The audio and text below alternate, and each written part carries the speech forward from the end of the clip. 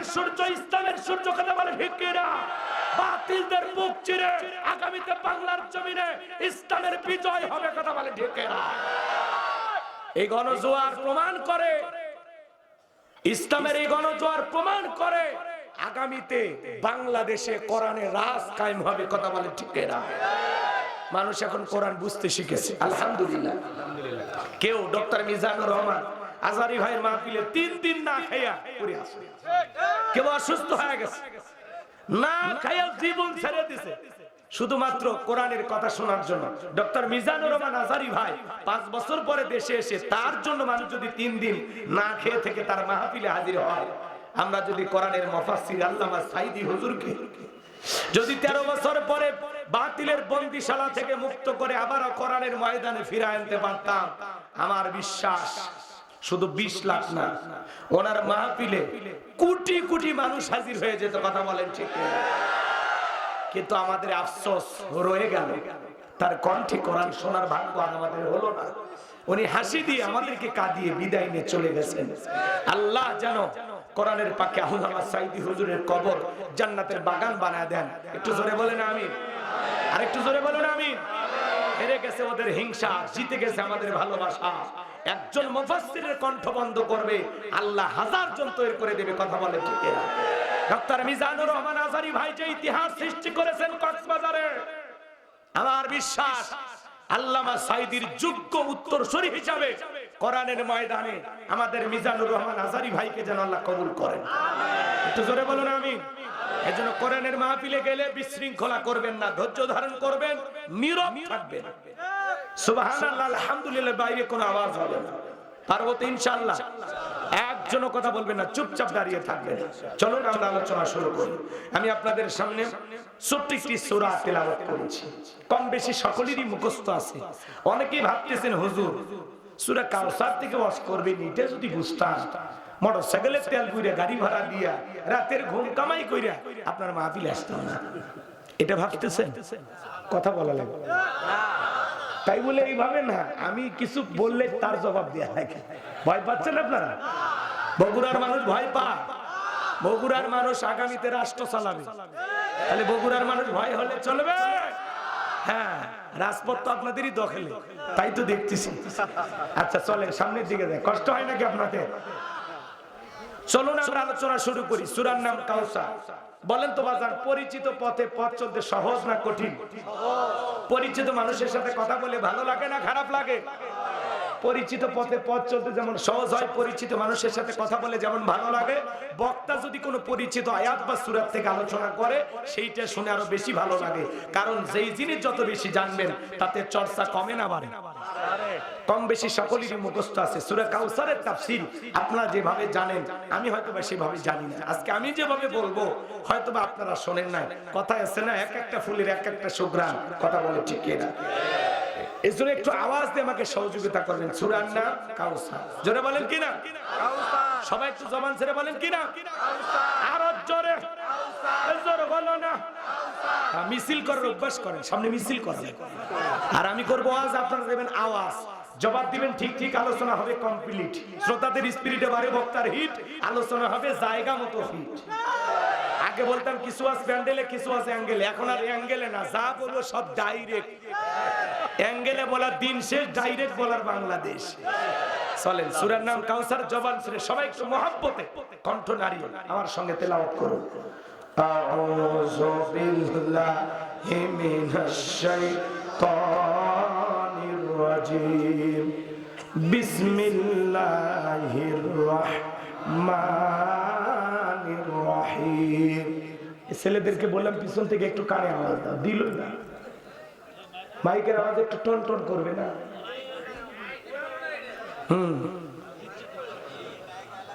আমি বারবার বললাম বাবা একটু আওয়াজটা দেখো।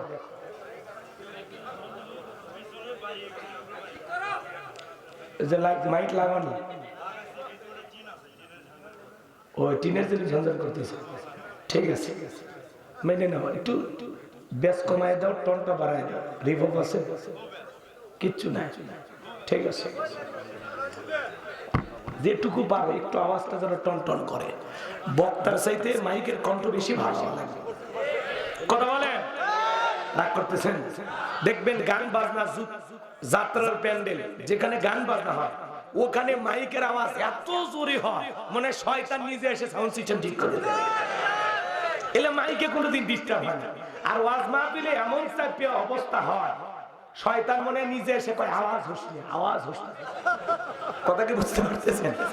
এই জন্য ভাই মাইকের আওয়াজ যদি ভালো না হয় ওয়াজ করবেন সাইদি সাহেবের মতো শোনা যাবে তোফাত চলের মতো। মাইকের আওয়াজ ভালো হয়। কি উঠতে চাচ্ছেন? এক শুনলো বলে বাদ দেন, সভাপতি উঠে গেলে ওয়াজই চলবি না, দোয়া করে দেব। কষ্ট হচ্ছে আপনাদের? তাহলে সবাই একটা তাকবীর দেন, লিল্লাহি তাকবীর। এবার জবান ছেড়ে সবাই আউযু বিল্লাহি মিনাশ শাইতানির রাজিম বিসমিল্লাহির রাহমানির রহিম। বিতাড়িত মুর্দা শয়তানের কাছ থেকে আল্লাহ পাকের কাছে আশ্রয় প্রার্থনা চাচ্ছি। পরম করুণাময় সিন্ধু আল্লাহ তাআলার নামে শুরু করছি। ইন্না আ'তাইনাকাল কাউসার ফাসাল্লি লিরাব্বিকা ওয়ানহার ইন্না শানিয়াকা হুয়াল আবতার। আল্লাহু আকবার। যে কোনো আয়াত বা সূরার তাফসীর করতে হলে কোন প্রেক্ষাপটে কোন সময় আল্লাহ তাআলা সেই সূরাটি বা আয়াতটি নাজিল করেছেন সে নাজিলের প্রেক্ষাপট জানার দরকার আছে না? আরবিতে বলা হয় শানে নজুল। যদি শানে নজুল আলোচনা করা হয় তাহলে তাফসীর বুঝতে সহজ হয়। চিৎকার মেরে বলুন আল্লাহু আকবার। তাহলে এই সূরাটি নবীজির উপরে কোন সময় কোন প্রেক্ষাপটে আল্লাহ তাআলা নাজিল করেছেন, আমি কি নাজিলের সময়কালটা একটু তুলে ধরবো? প্রেক্ষাপটটা কেমন ছিল জানার দরকার নাই? কোন প্রেক্ষাপটের পরিপ্রেক্ষিতে আল্লাহ তাআলা এই সূরাটি নাজিল করলেন? অবশ্যই এর কারণ আছে। বলবো? রেডি? আপনারা রেডি? সম্মানিত ভাইয়েরা আমার, নবীর প্রিয় সাহাবী হযরত আনাস রাদিয়াল্লাহু তাআলা বলেন, নবীজি কাবার হাতিমে হেলান দিয়া বসা, আমি তাকায়া দেখি নবীজির মনটা ভীষণ খারাপ, মুখটা বলেন চোখের কোণা দিয়া অশ্রু ঝরতেছে। হযরত আনাস ডেকে বলেন, কিছুটা সময় অতিবাহিত হয়ে যাওয়ার পরে আমি তাকায়া দেখি আমার নবীজি মুস্কি মুস্কি হাসতেছেন। বলেন সুবহানাল্লাহ। আমার নবী কেন কাঁদেন, কেন হাসেন? এর পিছনে রহস্য আছে না নাই? জোরে বলেন আছে না নাই? নবীজির কান্না করার কারণটা কি? নবীজির মনটা কেন খারাপ? কারণ হলো নবীজির কলিজার টুকরা ছেলে সন্তানগুলো জন্ম নেয় আর একে একে ছেলে সন্তানগুলো মারা যায়। আবুল কাসেম মারা যায়, ইব্রাহিম মারা যায়, আবু তাহির মারা যায়, ছেলেগুলো জন্ম নেয় আর একে একে মারা যায়, একটা ছেলেও জীবিত থাকেন না। বলেন তো বাজান, তাহলে নবী বাবা হিসাবে নবীর মনেও কষ্ট লাগে কি না? নবীর কাছের চাচা নাম হলো আবু লাহাব, ডেকে বলে, ভাতিজা তোমার বংশী বাতি চালানো কেউ থাকলো না, তুমি একটা লেজ কাটা, তুমি একটা নির্বংশ, তুমি একটা হাত করে জোরে কর নাউজুবিল্লাহ। যদিও রাসূলের 4টা কন্যা সন্তান জীবিত ছিল, কিন্তু ছেলেগুলো হয় আর মারা যায়। আর নবীজির কাছের চাচা আবু লাহাব সমালোচনা করে। আপনারাই বলুন বাজান, আল্লাহ না করুক আপনার আমার সন্তান যদি মারা যায়, কাছের আত্মীয় স্বজনদের উচিত বিপদের দিনে সান্ত্বনা দেওয়া। বাবা তুমি সবর করো, ধৈর্য ধারণ করো, আল্লাহ সন্তান দিয়েছে, আল্লাহ নিয়েছে, জীবন মৃত্যুর মালিক তো আল্লাহ। অপেক্ষা করো বাবা, আল্লাহ যদি চাই বছর না ঘুরতে আবারও তোমাদের ঘর আলোকিত করে সন্তান দিতে পারেন, তিনি কে? আল্লাহ। কাছের মানুষদের উচিত বিপদের দিনে সান্ত্বনা দেওয়া, সবরের ওয়াজ করা। কিন্তু নবীর চাচা আবু লাহাব এতটাই খারাপ, আবু জেহেলের চাইতে আবু লাহাব খারাপ। শুধু আবু লাহাব খারাপ না, আবু লাহাবের বউ খারাপ। ওটা সূরা লাহাবের তাফসীর গুলো আপনারা বুঝতেন, ওইদিকে আমি যাব না। বউ যেমন স্বামীও তেমন, দুইটাই খারাপ, দুইটাই খারাপ। কথা কয় না গো? এই আবু লাহাব ডেকে বলে, ভাতিজা তোমার বংশে বাতি চালানো কেউ থাকলো না, তুমি একটা লেজ কাটা, তুমি একটা নির্বংশ। একে তো সন্তান হারানোর ব্যথা, আবার আপন মানুষদের সমালোচনা, নবীর মনের কষ্ট কমে না বাড়ে? আপনারাই বলুন বাজান, দিল গিয়ে কথাগুলো বুঝবেন। নবীজির ছেলে সন্তানগুলো কেন মারা গেল? একটা ছেলেও কেন জীবিত থাকলো না? অনেক পয়গম্বরের সন্তান জীবিত ছিল, প্রাপ্ত বয়স পর্যন্ত, যৌবন পর্যন্ত জীবিত ছিল, কিন্তু নবীজির একটা ছেলে সন্তানও কেন প্রাপ্ত বয়স হওয়া পর্যন্ত আল্লাহ তাআলা দুনিয়ার জমিনে রাখলেন না, এর পিছনেও কারণ আছে না না? নবীজির ছেলে সন্তানগুলো শিশুকালে বিদায় নেওয়ার পিছনে কারণ আছে তিনটে। জোরে বলেন কয়টি? নবীর উম্মত হিসেবে কারা কারা জানতে চান নবীজির ছেলে সন্তানগুলো কেন শিশুকালে মারা গেল? কি সেই তিনটি কারণ? আল্লাহর কোন কোন বান্দা শুনবেন? দুইটা হাত তুলে আল্লাহকে দেখা। লিল্লাহি তাকবীর। নবীর উম্মত হিসেবে জানার দরকার নাই? কথা বলেন। নবীর সম্মান মর্যাদা জানার দরকার আছে না নাই? এক জায়গায় ওয়াজ করলাম, ভাই বলেন তো আমাদের নবীর নাম কি? বলে হুজুর আব্দুল কাদের জিলানী। পীর সাহেবের নাম মুখস্থ আছে কিন্তু কপাল পরা নবীজির নামটাও বলতে পারেন না। নবীজির ছেলে সন্তানগুলো আল্লাহ তাআলা কেন শিশুকালে নিলেন? এর পিছনে কি সেই তিনটি কারণ, কি সেই রহস্য? যদি আমি বলতে চাই তাহলে 3 নাম্বার আয়াতের আলোচনা করা লাগবে। আমি কি 1 নাম্বার আয়াত বাদ দিয়ে 3 নাম্বারে যাব? তাহলে আস্তে আস্তে শুরু করা যাক। ধৈর্য আছে তো ভাই? আমার ভাইয়েরা গভীর মনোযোগ দিয়ে শুনবেন। একা তো সন্তান হারানোর ব্যথা, আপন মানুষদের সমালোচনা, অন্যদিকে সাহাবায়ে কেরাম যারা ইসলাম ধর্ম গ্রহণ করে কাফের বেঈমান তাদের উপর নির্যাতন ও জুলুমের স্টিমরোলার চালায়। হযরত বেলাল তখনও কালেমা পড়ে মুসলমান হন নাই। নবীজি রাতের বেলায় দারুল আরকামে বসা। হযরত বেলাল বিশ্ব নবীর দরবারে উপস্থিত হলেন। নবীজির চেহারার দিকে তাকাইয়া হযরত বেলাল ডেকে বলেন, নবী গো, আপনার চাইতে সুন্দর মানুষ আমি জীবনে কোনোদিন দেখি না। একটু জোরে বলা যাবে না সুবহানাল্লাহ? আপনার আমার নবী কতটা সুন্দর ছিলেন জানেন? হযরতে জাবের রাদিয়াল্লাহু তাআলা বলেন, পূর্ণিমা রাত আমি রাসূলের বাড়িতে গিয়েছিলাম। সেদিন দেখেছিলাম চাঁদ উদয় হয়েছে 2টা, একটা চাঁদ আসমানে আর একটা চাঁদ জমিনে। হযরতে জাবের বলেন, একবার আকাশের পূর্ণিমার চাঁদের দিকে তাকায় আর একবার বিশ্ব নবীর চেহারার দিকে তাকায়। হযরতে জাবের দেখে বলেন, ওই আকাশের পূর্ণিমার চাঁদের চাইতেও বিশ্ব নবীকে আমার কাছে বেশি সুন্দর মনে হয়। আম্মা জান আয়েশা ডেকে বলেন, যারা ইউসুফ নবীর চেহারার দিকে তাকাইয়া ফল কাটতে গিয়ে আঙ্গুল কেটে ফেলেছিল মিশরের নারীরা, ওরা যদি আমার নবীজির চেহারার দিকে তাকাইতো, শুধুমাত্র আঙ্গুল নয়, আঙ্গুল কাটতে কাটতে কখন যে নিজের হাত কেটে নিজের কলিজা কেটে দুভাগ করে দিত, মুহূর্তের জন্য টের পাইতো না। আপনার আমার নবী এতটাই সুন্দর। আম্মা জান আয়েশা বলেন, ও দুনিয়ার মানুষ, তোমাদের একটা সূর্য আছে, আমি আয়েশার একটা সূর্য আছে। তোমাদের সূর্য উদয় হয় দিনের বেলায় আর আমি আয়েশার সূর্য উদয় হয় রাতের বেলায়। আম্মা জান আয়েশা একদিন সেলাইয়ের কাজ করতেছিলেন, হাত থেকে সুইটা পড়ে গেল। বাতিতে কোনো তেল ছিল না, বাতি জ্বালাইতে পারলেন না, অপেক্ষায় বসে থাকলেন। বিশ্বনবী যখন এশার সালাত আদায় করার পরে ঘরের ভিতরে প্রবেশ করলেন, নবীজি ঘরে প্রবেশ করে সর্বপ্রথম আম্মা জান আয়েশাকে সালাম দিলেন। নবী ঘরে ঢুকে স্ত্রীকে কি দিলেন? সালাম। জোরে কর।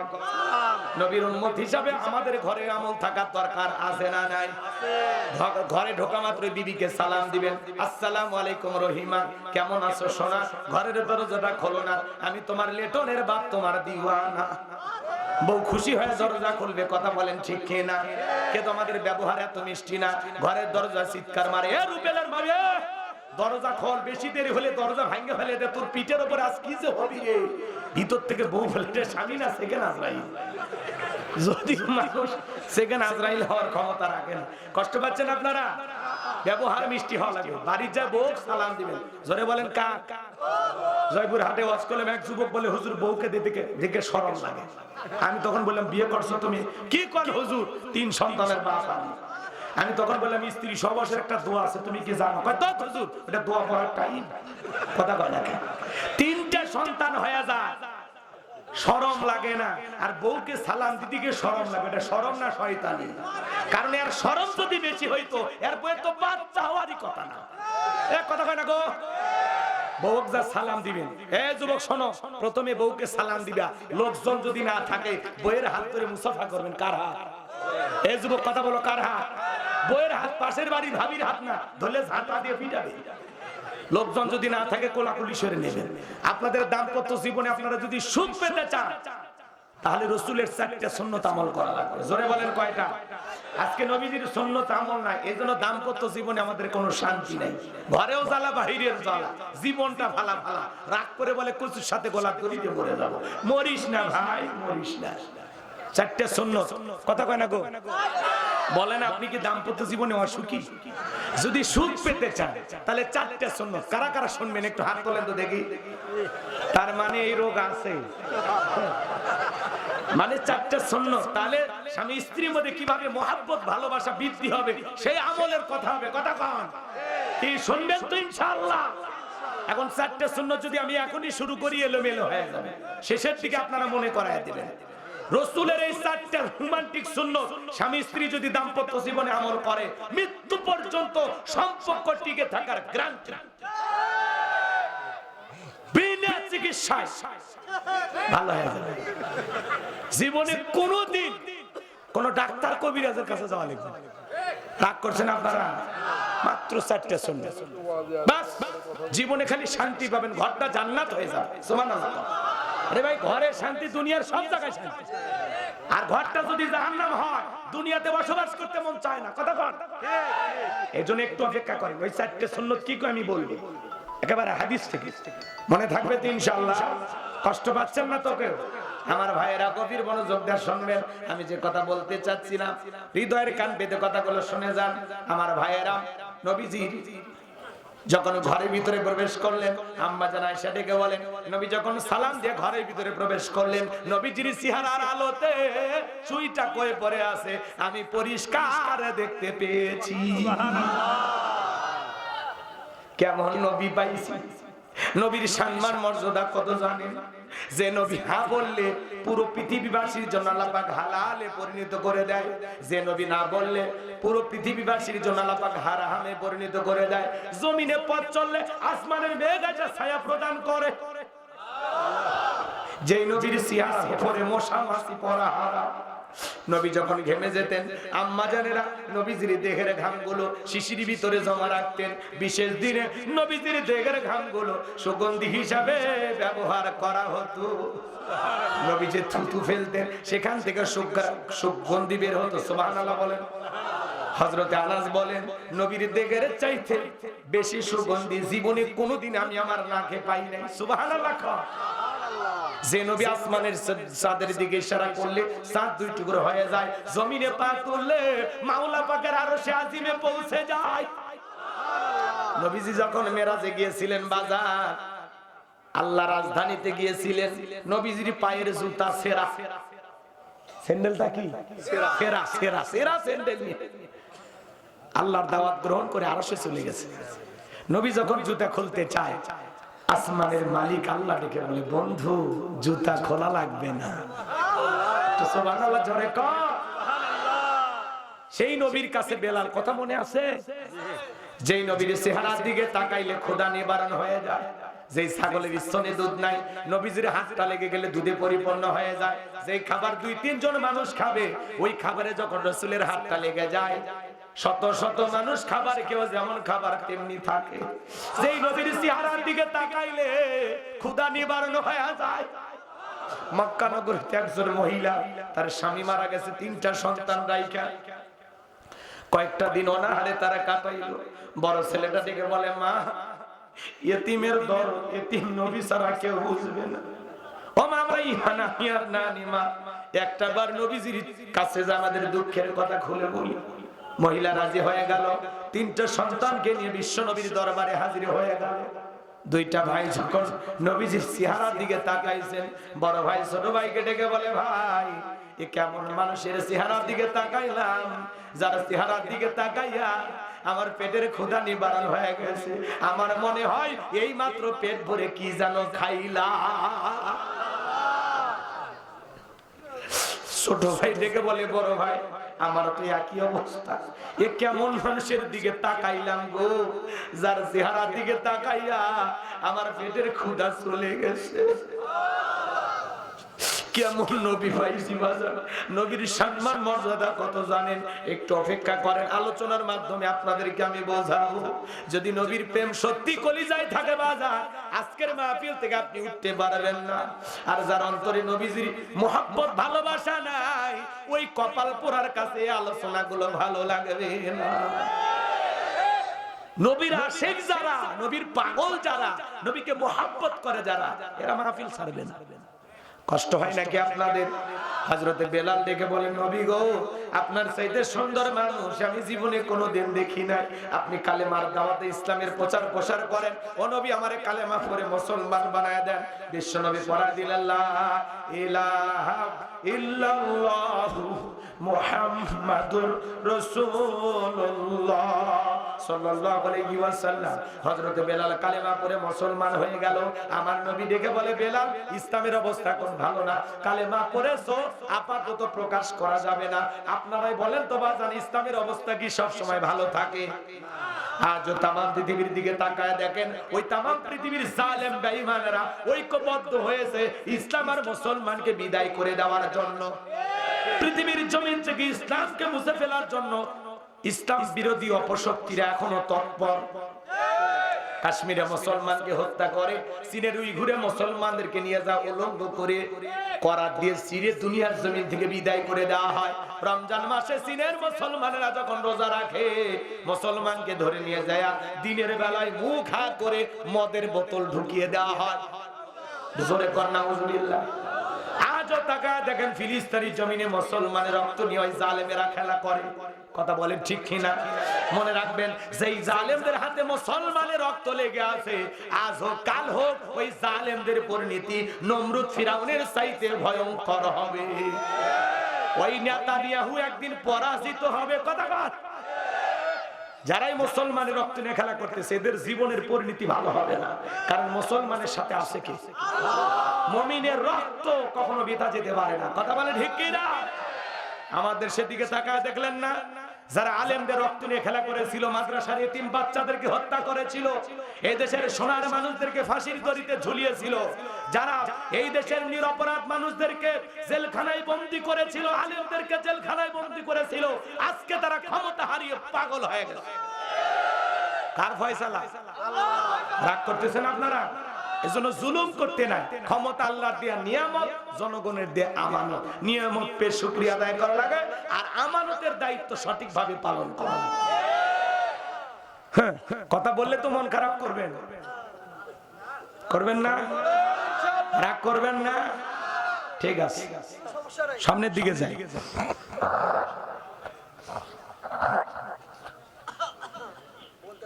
আজ এদিক খেয়াল করেন, যেই দেশেরই নেতা হোক যদি মুসলমানের রক্ত নিয়ে খেলা করে, আল্লাহ নিজে প্রতিশোধ নেবে। ওদের ছাড় নাই তো। দেখেন কি হইল সমাজে, আমরা যেটা কল্পনাও করিনি। আমরা স্লোগান তুললাম, ম্যাডাম পদত্যাগ করেন। আল্লাহ বলে, কিসের পদত্যাগ? এরা যে অন্যায় অপরাধ করছে শুধু পদত্যাগ? আমি আল্লাহ এদেরকে দেশ ত্যাগ করতে বাধ্য করব। আল্লাহর পাকড়াও বড় কঠিন। আল্লাহ ধরে ধরে না, যেদিন ধরবে মামুবাড়ি গিয়ে দিল্লি গিয়ে পড়বে। কথা কন ঠিক কিনা? আজকে ওই বড় বড় নেতাদের খোঁজা পাওয়া যায় না, যাদের পায়ে রাজপথ গরম। এক এক পাতি নেতার কি গরম ছিল, আল্লাহ এমন ঠান্ডা করে দিছে। কার খেলা ভাই? কার খেলা? এজন্য বাড়তে নাই। তারা জুলুম করেছিল, আমরা মাজলুম ছিলাম, আল্লাহ বিজয় দিয়েছে। আবার আমরা যদি জুলুম করি তাহলে কিন্তু ওরা বিজয়ী হবে। এইজন্য আমরা কারো প্রতি জুলুম করব না। মনে থাকবে তো ইনশাআল্লাহ? কষ্ট পাচ্ছেন? এই যে ভাই ভাই এ রাগ করতেছেন আপনারা? 12:30 বাজে নাকি? না, অনেকে আবার এই কথাগুলো বললে 16 বছরের মায়াও থাকতে পারে। কষ্ট হয় নাকি আপনাদের? শোনে, সামনের দিকে কথা হবে, রাগ করবেন না, কান খুলে কথা বলতে দেন। কষ্ট হচ্ছে নাকি আপনাদের? তাকবীর না, লিল্লাহি তাকবীর।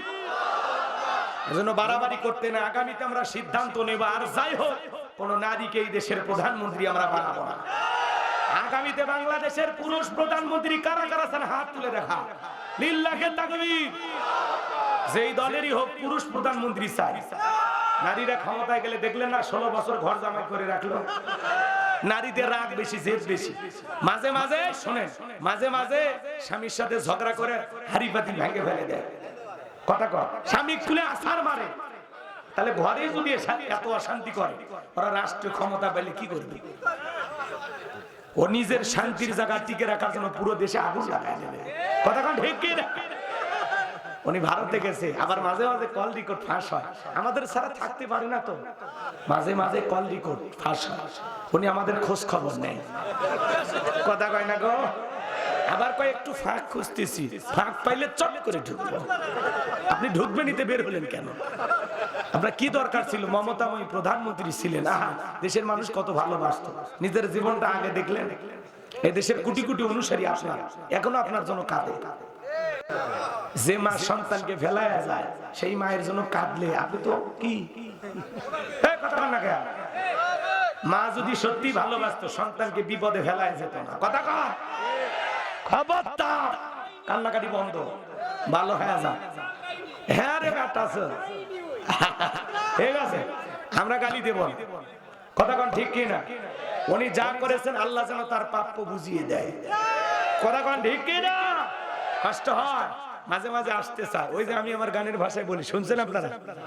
বলবো বলবো, বউ আইবা তুমি আইবা গো, সেই দিন আইসা বুবু ক্ষমতা পাইবা না। বউ আইবা তুমি আইবা গো, সেই দিন আইসা বুবু ক্ষমতা পাইবা না। খোঁজ নাই বুবু কাদের কাকার, অবস্থা খারাপ করবে যে বাবার, হাও নাঙ্কেলা কোন সামনেও আসে না। নেতা কর্মী সব জেলের ভিতর, আমি আছি ডরের ওপর, কখন জানি আসে গ্রেপ্তারি পরোয়ানা। বউ আইবা তুমি আইবা গো, সেই দিন আইসা বুবু ক্ষমতা পাইবা না। এই চেয়ার থেকে নামা সহজ, কিন্তু এই চেয়ারে ওঠা কঠিন, কথাকে বোঝা গেল বাজান? তাহলে ইসলামের অবস্থা সবসময় ভালো থাকে না। আমার নবী ডেকে বলে, বেলাল কালেমা পড়েছো, আপাতত প্রকাশ করা যাবে না। হযরতে বেলাল ডেকে বলে, নবী গো আমার জীবনের কোনো দাম নাই, আমার বোন হুমায়া, আমি একদিন বলেছিলাম উর্দুম্বা ছাগল পেশাব পায়খানা করে দেয়, এই ঘরে থাকতে আমার বড় কষ্ট হয়। আমার মনি বোমায় ডেকে বলে, বেলাল উর্দুম্বা ছাগলের দাম আমার কাছে আছে, কিন্তু তোর মতো কালো হাফসি বেলালের দাম আমার কাছে নাই। নবী গো আপনি শুধু আমাকে দোয়া করে দেন, মৃত্যু পর্যন্ত যেন কালেমার পথে টিকে থাকতে পারি। এই কথা বলে হযরতে বেলাল চলে গেলেন। পরদিন সকালবেলা সূর্য উদয় হয়েছে, অনেকটা বেলা হয়ে গেছে। হযরতে বেলাল দরজা খোলে না, অন্য চাকর যারা আছে নালিশ নিয়ে চলে গেছে মায়ের কাছে, যা বলে নেতা এখন পর্যন্ত বেলাল দরজা খোলে নাই, তাই নাকি? বলে হ্যাঁ ঠিক আছে চলো যাই। দরজায় ডাক দেয়, হে বেলাল দরজা খোল। হযরতে বেলাল দরজা খোলে না, জোরে করে ধাক্কা মারছে, দরজা খুইলা গেছে। এইবার মায়া তাকায় দেখে যেই রাত্রিতে হযরতে বেলাল কালেমা পড়ে মুসলমান হয়েছে, ওই রাত্রিতে একটা উটুম্বা ছাগলের কাছে কোনো পেশাব পায়খানা নাই, জোরে কোন মারহাবা। এইবার ওমায় ডেকে বলে, এ চাকরের দল, বেলালের বিরুদ্ধে মিথ্যা অভিযোগ দাও। তোমরা যখন ঘুমাচ্ছিলে বেলাল তখন ময়লা আবর্জনা পরিষ্কার করেছে, যাও নিজেদের কাজ করো। ওদেরকে তাড়িয়ে দেওয়ার পরে এক পা দুপা করে বেলালের কাছে চলে গেলেন। হযরতে বেলাল দেয়ালে পিঠটা লাগাইয়া জিহ্বা নাড়ায়া জিকিরি করে কার? এবার হযরত বেলালের কাছে যায় হালকা করে ধাক্কা মারছে, যখন জবান দিয়ে কালেমার আওয়াজ বের হয়েছে, তখন কালেমা শোনার সঙ্গে সঙ্গে উমায় ডেকে বলে, বেলাল তোর জবান দিয়ে কি শুনলাম, তুমি কি মুসলমান হয়েছো? হযরতে বেলাল ডেকে বলে, মুসলমান হয় যারা মিথ্যা কথা বলতে পারে না তারা, ওয়াকুলু কওলান সাদীদা। সূরা আহজাবে আল্লাহ তাআলা বলেছেন মুসলমান হবে যারা সত্যবাদী হবে তারা। আর আমাদের সমাজে দেখেন না মিথ্যাবাদী, মিথ্যা বলতে বলতে চেহারাটা বেঁকা হয়ে গেছে, এক পা কবরে ঢুকে গেছে, ভরা পেটেও মিথ্যা, খালি পেটেও মিথ্যা। মিথ্যা না বলে নাকি পেটের ভাত হজম হয় না, এত মিথ্যা কথা বলে, শয়তান পর্যন্ত বলে আমিও এত খারাপ না, কথা কয় না? এরকম মিথ্যাবাদী সমাজে আছে না নাই? তাহলে মুসলমান মিথ্যাবাদী হবে না, মুসলমান হবে সত্যবাদী। হযরত বেলাল ডেকে বলে, গতকাল রাত্রিতে নবীজির হাতে হাত রেখে আমি কালেমা পড়ে মুসলমান হয়েছি। এই কথা শোনার পরে ওমায় দেখে বলে, বেলাল উটদুম্বা ছাগলের মালিক বানায় দেব, থাকার জন্য ভালো ঘরের ব্যবস্থা করে দেব। হযরতে বেলাল দেখে বলে, ওমাইয়া দুনিয়ার কোন পার্থিব সম্পদের বিনিময়ে বেলাল তার ঈমান বিক্রি করবে না। একটু সুবহানাল্লাহ জোরে কর। আমার ভাইয়েরা গভীর মনোযোগ দিয়ে কথাগুলো শুনবেন, সামনে গেলে মজা আছে। যুবক যারা আছো নিরাশ হইও না, তোমরা যুবক আমিও যুবক, তোমাদের মনের দুঃখটাকে আমি বুঝি। একটু অপেক্ষা করো, তোমাদের আলোচনা হয়তো ভাই 1 ঘন্টা 3 মিনিট পরে শুরু হবে। মা বোন যারা আছেন, মা নিরাশ হবেন না, আপনাদের জন্য স্পেশাল আলোচনা আছে, একটু অপেক্ষা করেন মা। আপনাদের আলোচনা হয়তো 1 ঘন্টা 27 মিনিট পরে শুরু হবে। কখন কি বলবো আমি নিজেও জানি না, খালি একটু অপেক্ষা করেন, আস্তে আস্তে মজা পাবেন ইনশাআল্লাহ। খারাপ লাগে বাজান, দোয়া করব, তাকবীরটা লিল্লাহি তাকবীর। এইবার উমাইয়া ডেকে বলে, বেলাল আমার কথা না শুনলে বড় নেতা আবু জেলকে খবর দেব। হযরতে বেলাল ডেকে বলে, কোন বড় নেতা ছোট নেতা দুনিয়ার কোন আবু জেলকে আমি ভয় করি না, আমি ভয় করি আমার আল্লাহকে। আল্লাহ ছাড়া দুনিয়ার কাউকে ভয় করা জায়েজ নাই। কথা ক্লিয়ার না ভেজাল আছে? চলেন সামনের দিকে যাই। এইবার উমাইয়া দৌড়ে চলে গেছে নেতার বাড়িতে, যা বলে নেতার সংবাদ খুব খারাপ। কি হয়েছে?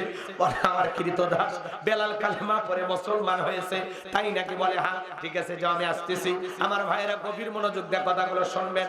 আবু জেহেল একটা বিশেষ বাহিনী ছিল, সাঙ্গপাঙ্গ ক্যাডার মাস্তান ছিল, যাদের কাজই হলো মুসলমানদের উপর নির্যাতন জুলুম চালানো। এই আবু জেহেল তার বিশাল বাহিনী দিয়া সুমাইয়া নামের আল্লাহর একজন বান্দী, ইসলামের প্রথম শহীদ নাই, তার লজ্জাস্থানে বল্লম দিয়ে আঘাত করে এই আবু জেহেল দুনিয়ার জমিন থেকে বিদায় করে দিয়েছিল।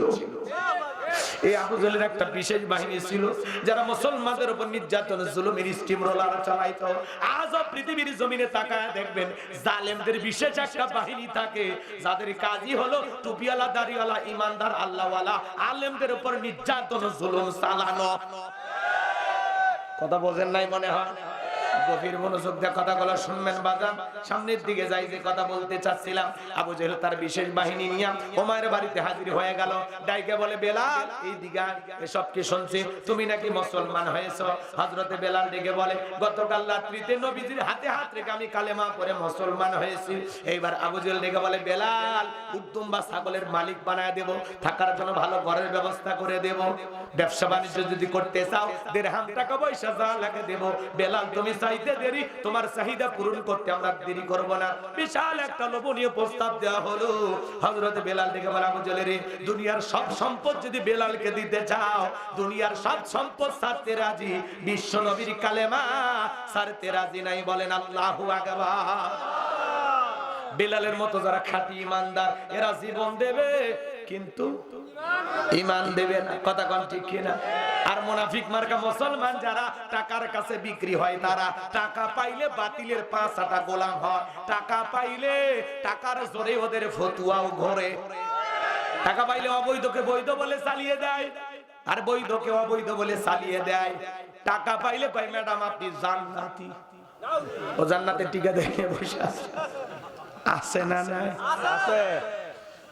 টাকা পাইলে বৈধকে অবৈধ বলে চালিয়ে দেয়, টাকার জোরে ওদের ফতুয়া করে। নেতা যেই দিকে ঘুরাবে টাকা পায়, হ্যাঁ হ্যাঁ আপনি ঠিক আছে, কথা কয় না গো।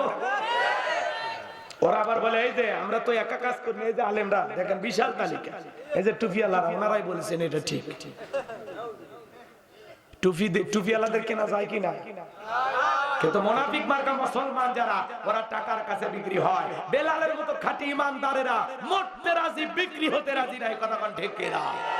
আমার ভাইয়েরা, এইবার আবু জেহেল ডেকে বলে, বেলাল এত বড় লোভনীয় প্রস্তাব দিলাম, রাজি হইলা না। সোজা আঙ্গুলে ঘিউ না উঠলে আঙ্গুলে একটু বাঁকা করা লাগবে। এই কথা বলে যুবকদেরকে লিলিয়ে দিলে চাবুক দিয়ে পিটাও।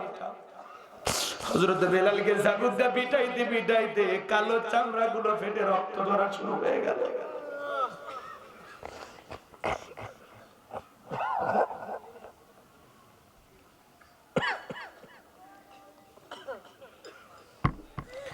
ইসলামের প্রথম মুয়াজ্জিন বেলাল, পিটাইতে পিটাইতে কালো চামড়া গুলো ফেটে রক্ত ঝরতেছে। এরা যত জোরে চাবুক মারে, বেলাল তত জোরে আল্লাহর নামের জিকির করে। চাবুক দিয়ে পিটাইতে পিটাইতে কালো চামড়া গুলো ফেটে রক্ত ঝরতেছে। আবু জেহেল ডেকে বলে, বেলাল মারতে মারতে চামড়া গুলো ফেটে রক্ত ঝরতেছে, তারপরে নবী মুহাম্মাদের কালেমা ছাড়বি না। হযরতে বেলাল ডেকে বলে, আবু জেহেল রে, মারতে মারতে যদি মেরেও ফেলে দাও, জীবনটা দিতে রাজি, নবীজির কালেমা ছাড়তে রাজি না। এইবার আবু জেহেল বলল, বেলালের পায়ে রশি লাগা, উটের পায়ের সাথে বাঁধো, মরুভূমির উত্তপ্ত গরম বালিতে ছেঁচড়ায় ছেঁচড়ে ঘোরা হলো। আরবের বালিগুলো এত উত্তপ্ত, এত গরম, চাল দিলে মুড়ি হয়ে যায়, এত উত্তপ্ত গরম বালি বাজান। হযরত বেলালকে ছেঁচড়ায় ছেঁচড়ে ঘোরা হলো। বাবলা গাছের কাঁটাগুলো জিহ্বার ভিতরে পেরেকের মতো মারা হলো। বিকেল বেলা নিয়ে এসে বলে, বেলাল জাবুককে মিটাইলাম, পায়ে রশি লাগাইয়া ছেঁচড়াইয়া ছেঁচড়াইয়া ঘুরলাম, বাবলা গাছের কাঁটাগুলো জিহ্বার ভিতরে মারলাম রে বেলাল, তারপরে কি নবী কালেমা ছাড়বি না? হযরত বেলাল দেখে বলে, আবু জেহেল রে, মারতে মারতে যদি মেরেও ফেলে দাও, বিলালের নিঃশ্বাস থাকবে যতদিন, বেলাল কালেমার পথে টিকে থাকবে ততদিন। আল্লাহু আকবার। এবার আবু জেহেল বলে, এই যুবকের দল যাও, সবাই মিলে বড় একটা পাথর নিয়ে এসে বেলালের বুকের উপরে চাপায়া দাও। বিশাল বড় একটা পাথর নিয়ে এসে হযরত বেলালের বুকের উপরে চাপায়া দেওয়া হলো।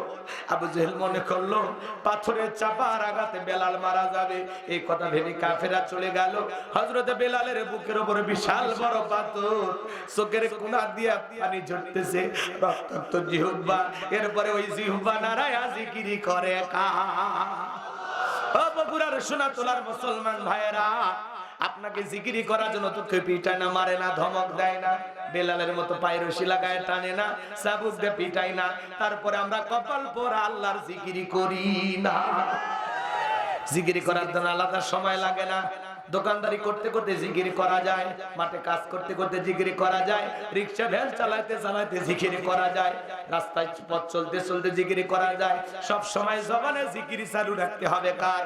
হাদিস শরীফের ভিতরে আছে, যার জিহ্বাটা আল্লাহর জিকিরে তরুতাজা থাকে, ওই জিহ্বাওয়ালা মানুষ কোনদিন জাহান্নামের আগুনে জ্বলবে না। নবীজি আমার এক জায়গায় বসা, জিবরাইল আসলেন, ডেকে বলে, নবী গো, 2 ফোঁটা চোখের পানির কত দাম আপনি কি জানেন? আল্লাহর কোন বান্দা যদি আল্লাহর ভয়ে 2 ফোঁটা চোখের পানি ফেলাইতে পারে, ওই 2 ফোঁটা চোখের পানি তার জাহান্নামের আগুনকে নিভায়া দিতে পারে। এজন্য সব সময় জবানে জিকিরি চালু রাখতে হবে। কার? আযকুরুনি আযকুরুকুম ওয়াশকুরুলি ওয়ালা তাকফুরুন, তোমরা আমারে স্মরণ করো, আমি আল্লাহ তোমাদেরকে স্মরণ করব। কৃতজ্ঞতা প্রকাশ করো, অকৃতজ্ঞ হইও না। তাহলে সব সময় জবানে জিকিরি চালু রাখবেন। কার? সুবহানাল্লাহ, আলহামদুলিল্লাহ, আল্লাহু আকবার, লা ইলাহা ইল্লাল্লাহ, লা ইলাহা ইল্লাল্লাহ। আমার ভাইয়েরা, জিকিরি করার জন্য ওযু লাগে না, আলাদা সময় লাগে না, যখন তখন জিকিরি করা যায়। কার? স্মরণ করবেন তো নাকি ওয়াজ শোনার মধ্যে খালি সীমাবদ্ধ? যারা কবরে শুয়ে আছে একবার সুবহানাল্লাহ পড়ার জন্য আফসোস করতেছে। আপনি যদি একবার সুবহানাল্লাহ পড়েন, আপনার নামে জান্নাতের বাগান একটা গাছ লাগানো হয়। সুবহানাল্লাহ আলহামদুলিল্লাহ বলতে পারে, আসমান জমিনের যত ফাঁকা জায়গা আছে আল্লাহ সব দিয়ে পূর্ণ করে দেয়। বুখারী শরীফের সর্বশেষ যে হাদিস, আল্লাহ রাসূল বলেছেন, জবানে হালকা কিন্তু মিজানের পাল্লায় ওজন অনেক বেশি। কি সেই তাসবিহ? সুবহানাল্লাহি বিহামদিহি সুবহানাল্লাহিল আযীম।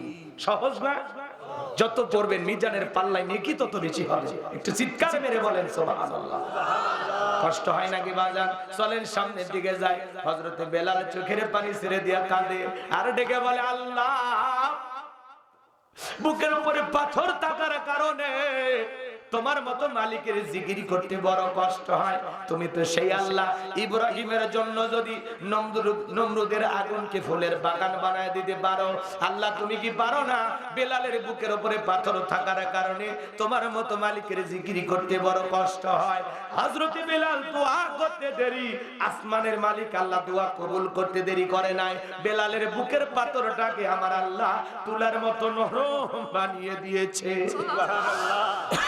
বেলালের নিঃশ্বাসের সাথে এবার পাথর ওঠে আর নামে। সুবহানাল্লাহ।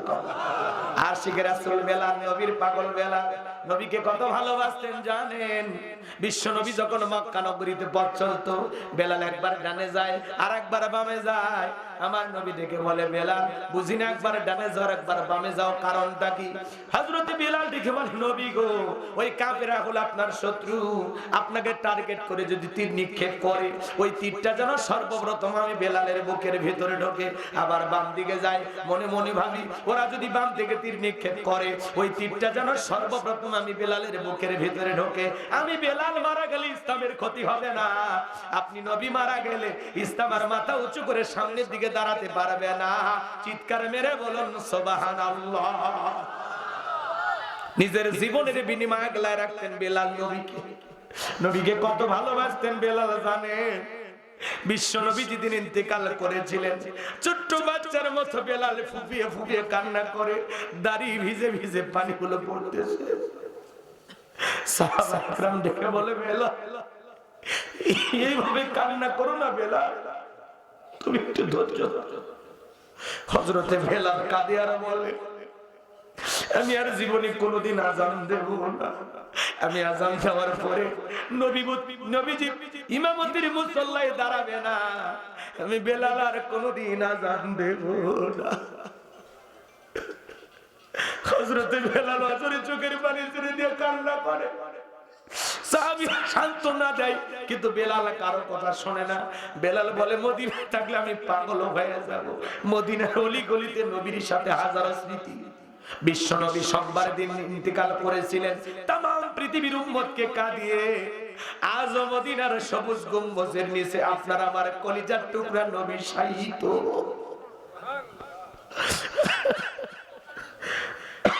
আমার ভাইয়েরা, হযরতে বেলাল মদিনা ছেড়ে চলে গেলেন, মদিনায় থাকলেন না।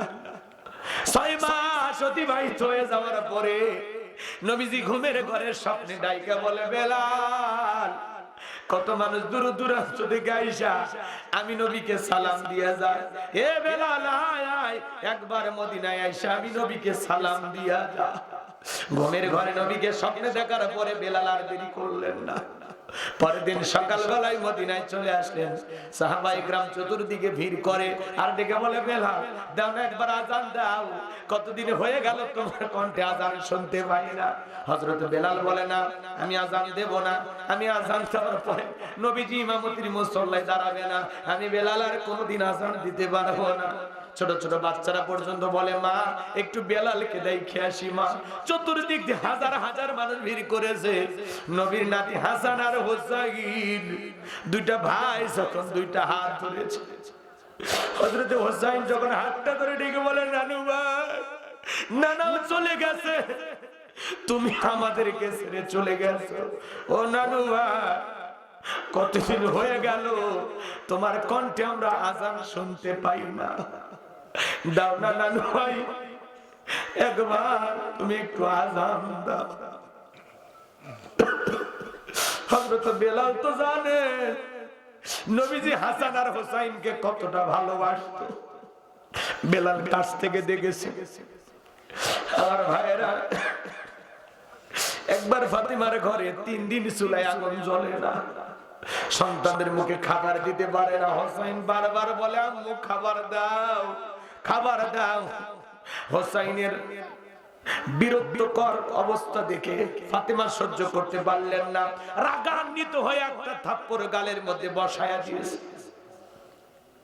বারবার খাবার চাস, আমি খাবার কোথা থেকে দেব, ঘরে খাবার নাই। হযরতে হোসাইনকে যখন থাপ্পড় মারছে বড় ভাই হাসান, হোসাইনকে কোলের মধ্যে নিয়ে ডেকে বলে, ভাই আমাদের দরদ দানা সারা দুনিয়ার কেউ বুঝবে না। আমার ভাইয়েরা, হযরতে হাসান আর হোসাইন কান্না করতে করতে মরুভূমির বিশাল রাস্তা পাড়ি দিয়ে একটা জঙ্গলে চলে গেল। বিশ্ব নবী ঘরে এসে ডাক দিয়ে বলে, মা ফাতেমা, আমার কলিজার টুকরা হাসান আর হোসাইন কোথায়? ডেকে বলে, আব্বা ওরা বাড়ি থেকে নানা নানা বলে কান্না করতে করতে চলে গেছে। কেন চলে গেছে মা? বলে 3 দিন হয়ে গেল বাবা, আমাদের ঘরে কোনো খাবার নাই। হোসাইন সকালবেলা এত বিরক্ত করতেছিল, বারবার খাবার চাই। রাগান্বিত হয়ে হোসাইনের গালে একটা থাপ্পড় বসায়া দিয়েছি। নবী আমার ডেকে বলে, মা ফাতেমা, ওই থাপ্পড় তুমি হোসাইনের গালে মারো নাই মা, ওই থাপ্পড় লাগছে আমি নবীর কলিজা। পৃথিবীর সেরা নানা বিশ্ব নবী নাতিদেরকে খুঁজতে খুঁজতে মরুভূমির সেই রাখালকে যা জিজ্ঞাসা করলেন, আমার 2টা বাচ্চাকে দেখছো? বলে হ্যাঁ দেখছি। নানা নানা বলে কান্না করলো আর ওই জঙ্গলে গেল।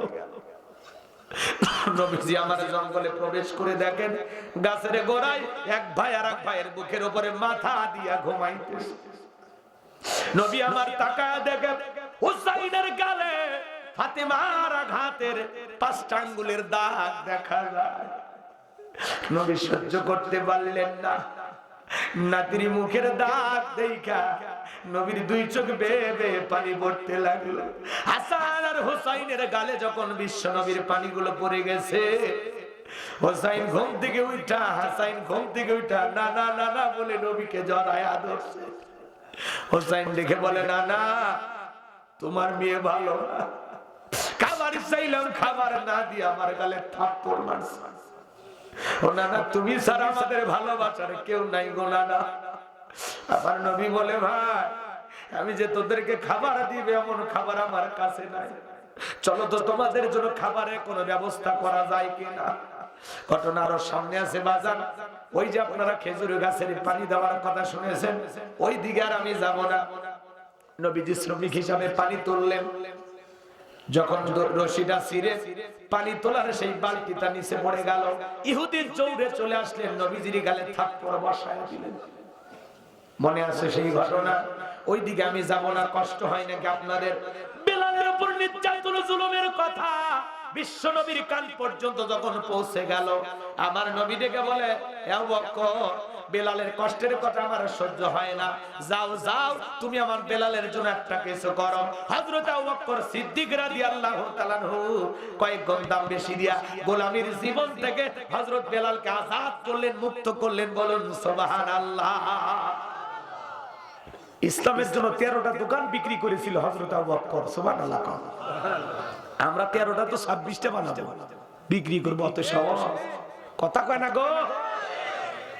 এই যখন ইসলামের অবস্থা, একদিকে সন্তান হারানোর ব্যথা, কাফেরদের সমালোচনা, সাহাবা ইকরামদের উপর নির্যাতন জুলুম, এই জন্য নবীজির মনটা ভীষণ খারাপ, চোখের কোনায় পানি।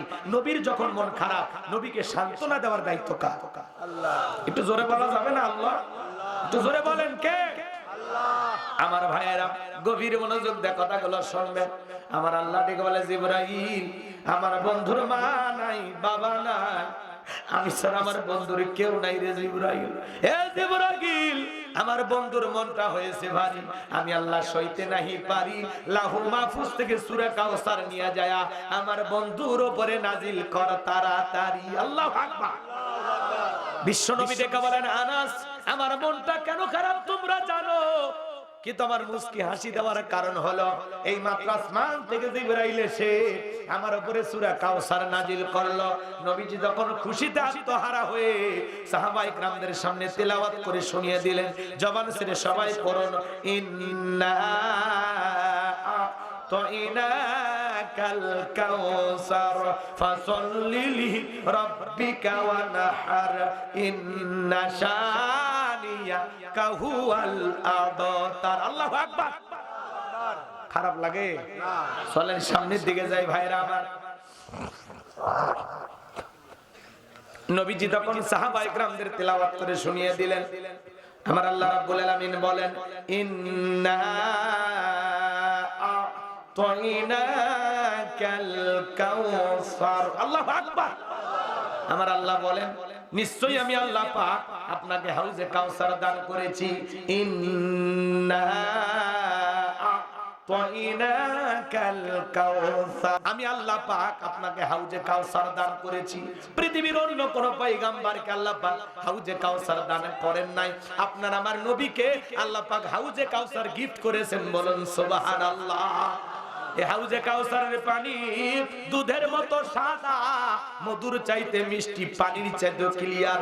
ওই কঠিন কিয়ামতের ময়দানে যেদিন বিচার দিবস কায়েম হয়ে যাবে, মালিক ইয়াউমিদ্দিন, শেষ বিচার দিবসের মালিক আল্লাহ। কথা বলে না কেন? একটু মনোযোগ দিয়ে শুনবেন, দিলটা নরম করার চেষ্টা করবেন। আমার কথা কি খারাপ লাগে? একটু মনোযোগ দিয়ে শুনবেন। দুই একজন কপাল পোড়া ওঠে, উঠবে, সব ভালো কথা ভালো লাগে না। অনেকে টিকটকে ওয়াজ শুনে কয় হুজুর মনে গান গায়, রাগ করছে? একটু অপেক্ষা করেন, সামনের দিকে যায় মজা কিন্তু আছে। কষ্ট হচ্ছে আপনাদের মনে হয়? আমার ভাইরা গভীর মনোযোগ দিয়ে শুনবেন। ওই কঠিন কিয়ামতের ময়দানে যেদিন বিচার দিবস কায়েম হয়ে যাবে, বিচার দিবসের একদিন হবে 50,000 বছরের সমান। যেদিন সূর্য সোহাগ মাথার উপরে চলে আসবে, জমিন হবে তামার জমিন, পাহাড় পর্বত খাল বিল নদী নালা বিল্ডিং ইমারত, এই পৃথিবীর কোনো কিছু থাকবে না। কুল্লু মান আলাইহা ফান, এই পৃথিবীর সব কিছু আল্লাহ তাআলা ধ্বংস করে দেবেন। ওই কঠিন কিয়ামতের ময়দানে বেঈমানদের জিহ্বা কুকুরের মতো ঝুলে আসবে নাভি পর্যন্ত। যেদিন মা তার সন্তানের পরিচয় দেবে না, স্বামী স্ত্রীর পরিচয় দেবে না, ভাই ভাইয়ের পরিচয় দেবে না, ওই কঠিন কিয়ামতের ময়দানে আল্লাহর আরশের ছায়া ছাড়া আর কোনো ছায়া থাকবে না।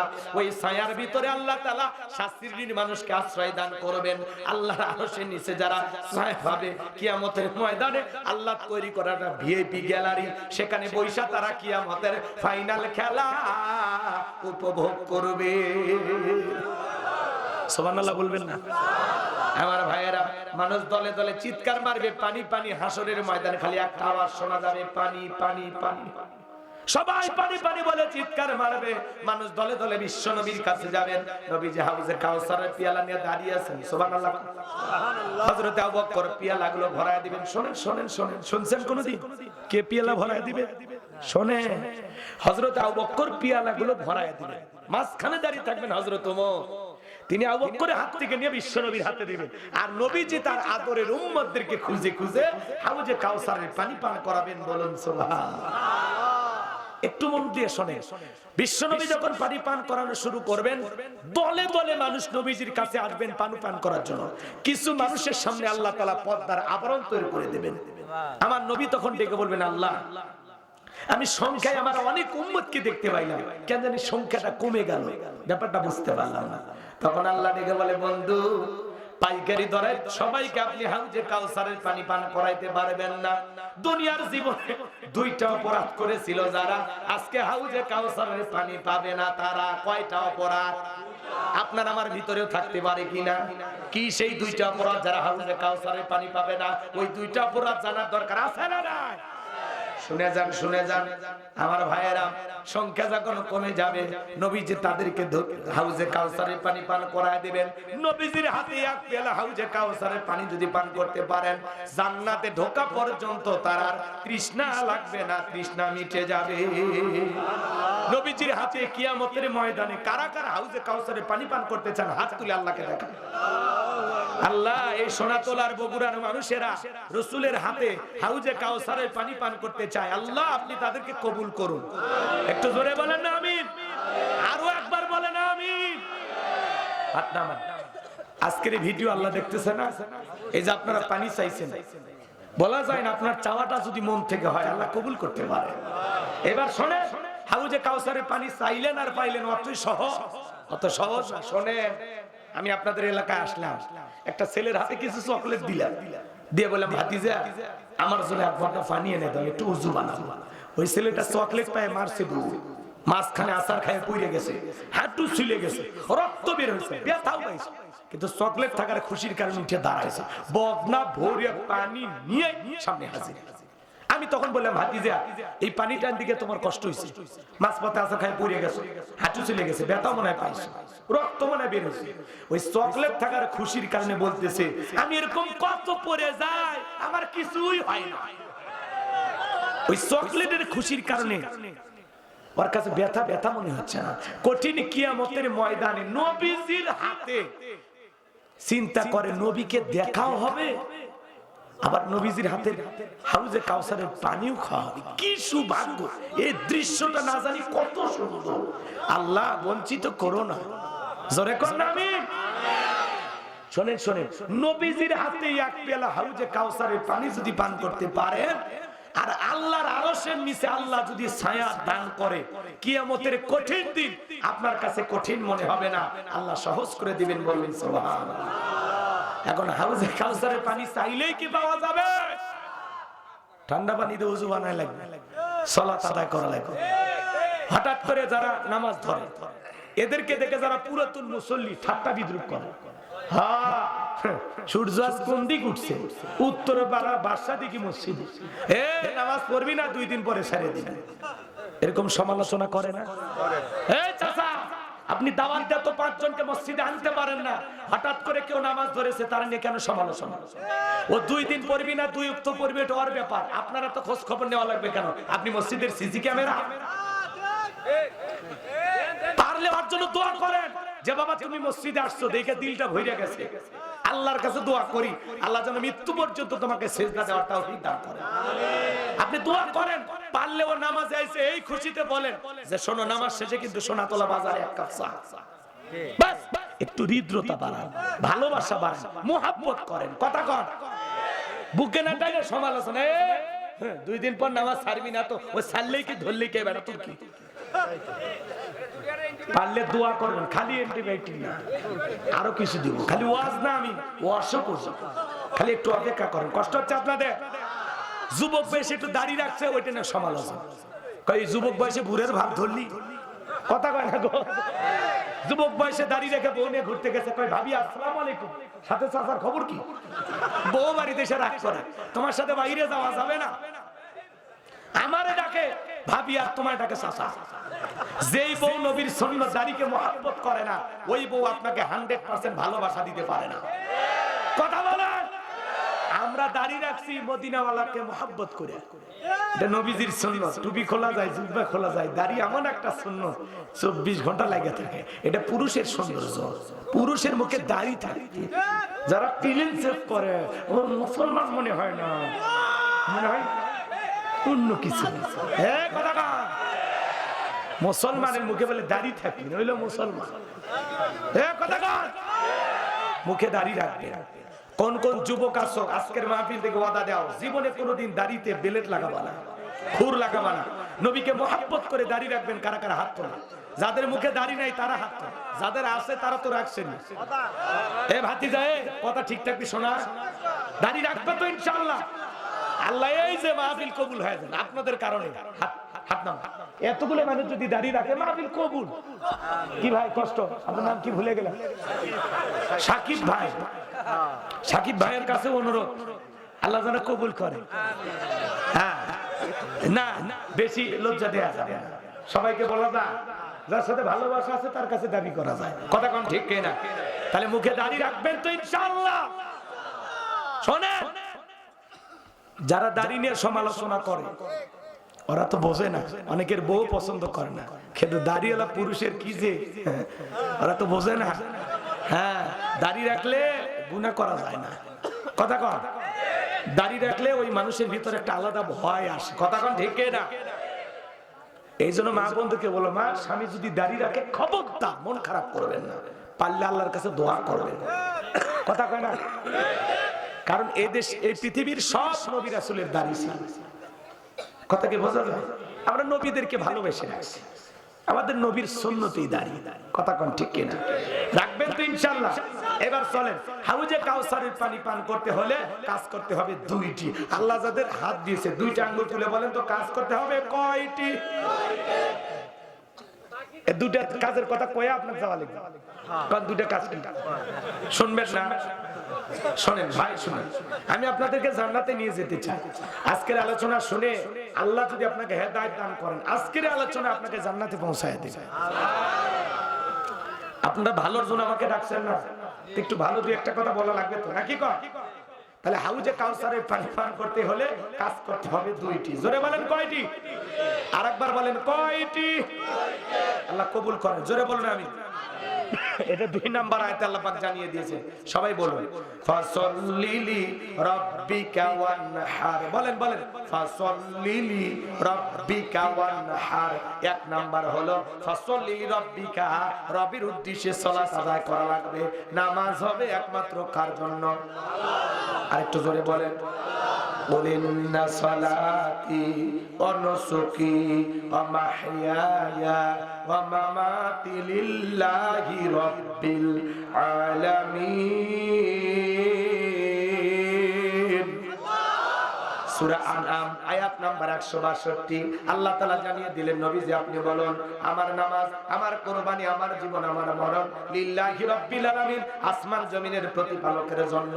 তাহলে মুমিন জীবনের সব ইবাদত হবে আল্লাহ তাআলাকে রাজি খুশি করার জন্য। ফাসল্লি লিরাব্বিকা, রবের উদ্দেশ্যে সালাত, নামাজ হবে আল্লাহর জন্য। কথা কয় না? ওই 2 মিনিটে 2 রাকাত, 4 মিনিটে 4 রাকাত, ওই নামাজ আল্লাহর জন্য। ফাসল্লি লিরাব্বিকা ওয়ানহার, 1 নাম্বার রবের উদ্দেশ্যে সালাত, আল্লাহকে রাজি খুশি করার জন্য। কথা ক্লিয়ার না ভেজাল আছে? নামাজ পড়বো কার জন্য? জোরে বলেন। শোনেন, আমাদের সমাজে নামাজি আছে 5 রকমের। আমি কি বলবো? একটা হলো 5-এর, একটা 7-এর, একটা খাটের, একটা ঠাটের, একটা ভোটের। বুঝলেন না তো? ক্লিয়ার করে বলি, সংক্ষিপ্ত করে। 5-এর নামাজি কারা? যারা নিয়মিত 5 ওয়াক্ত সালাত আদায় করে। সুবহানাল্লাহ। যারা খাঁটি মুমিন, যাদের অন্তরে কোনো ভেজাল নাই। 5 ওয়াক্ত সালাত যারা নিয়মিত আদায় করবেন, আল্লাহ বলেন ফালিয়াবুদু রাব্ব হাযাল বাইত আল্লাযী আত'আমাহুম মিন জু ওয়া আমানাহুম মিন খাউফ। আল্লাহু আকবার। আল্লাহ বলেন এই ঘরের মালিকের ইবাদত করো।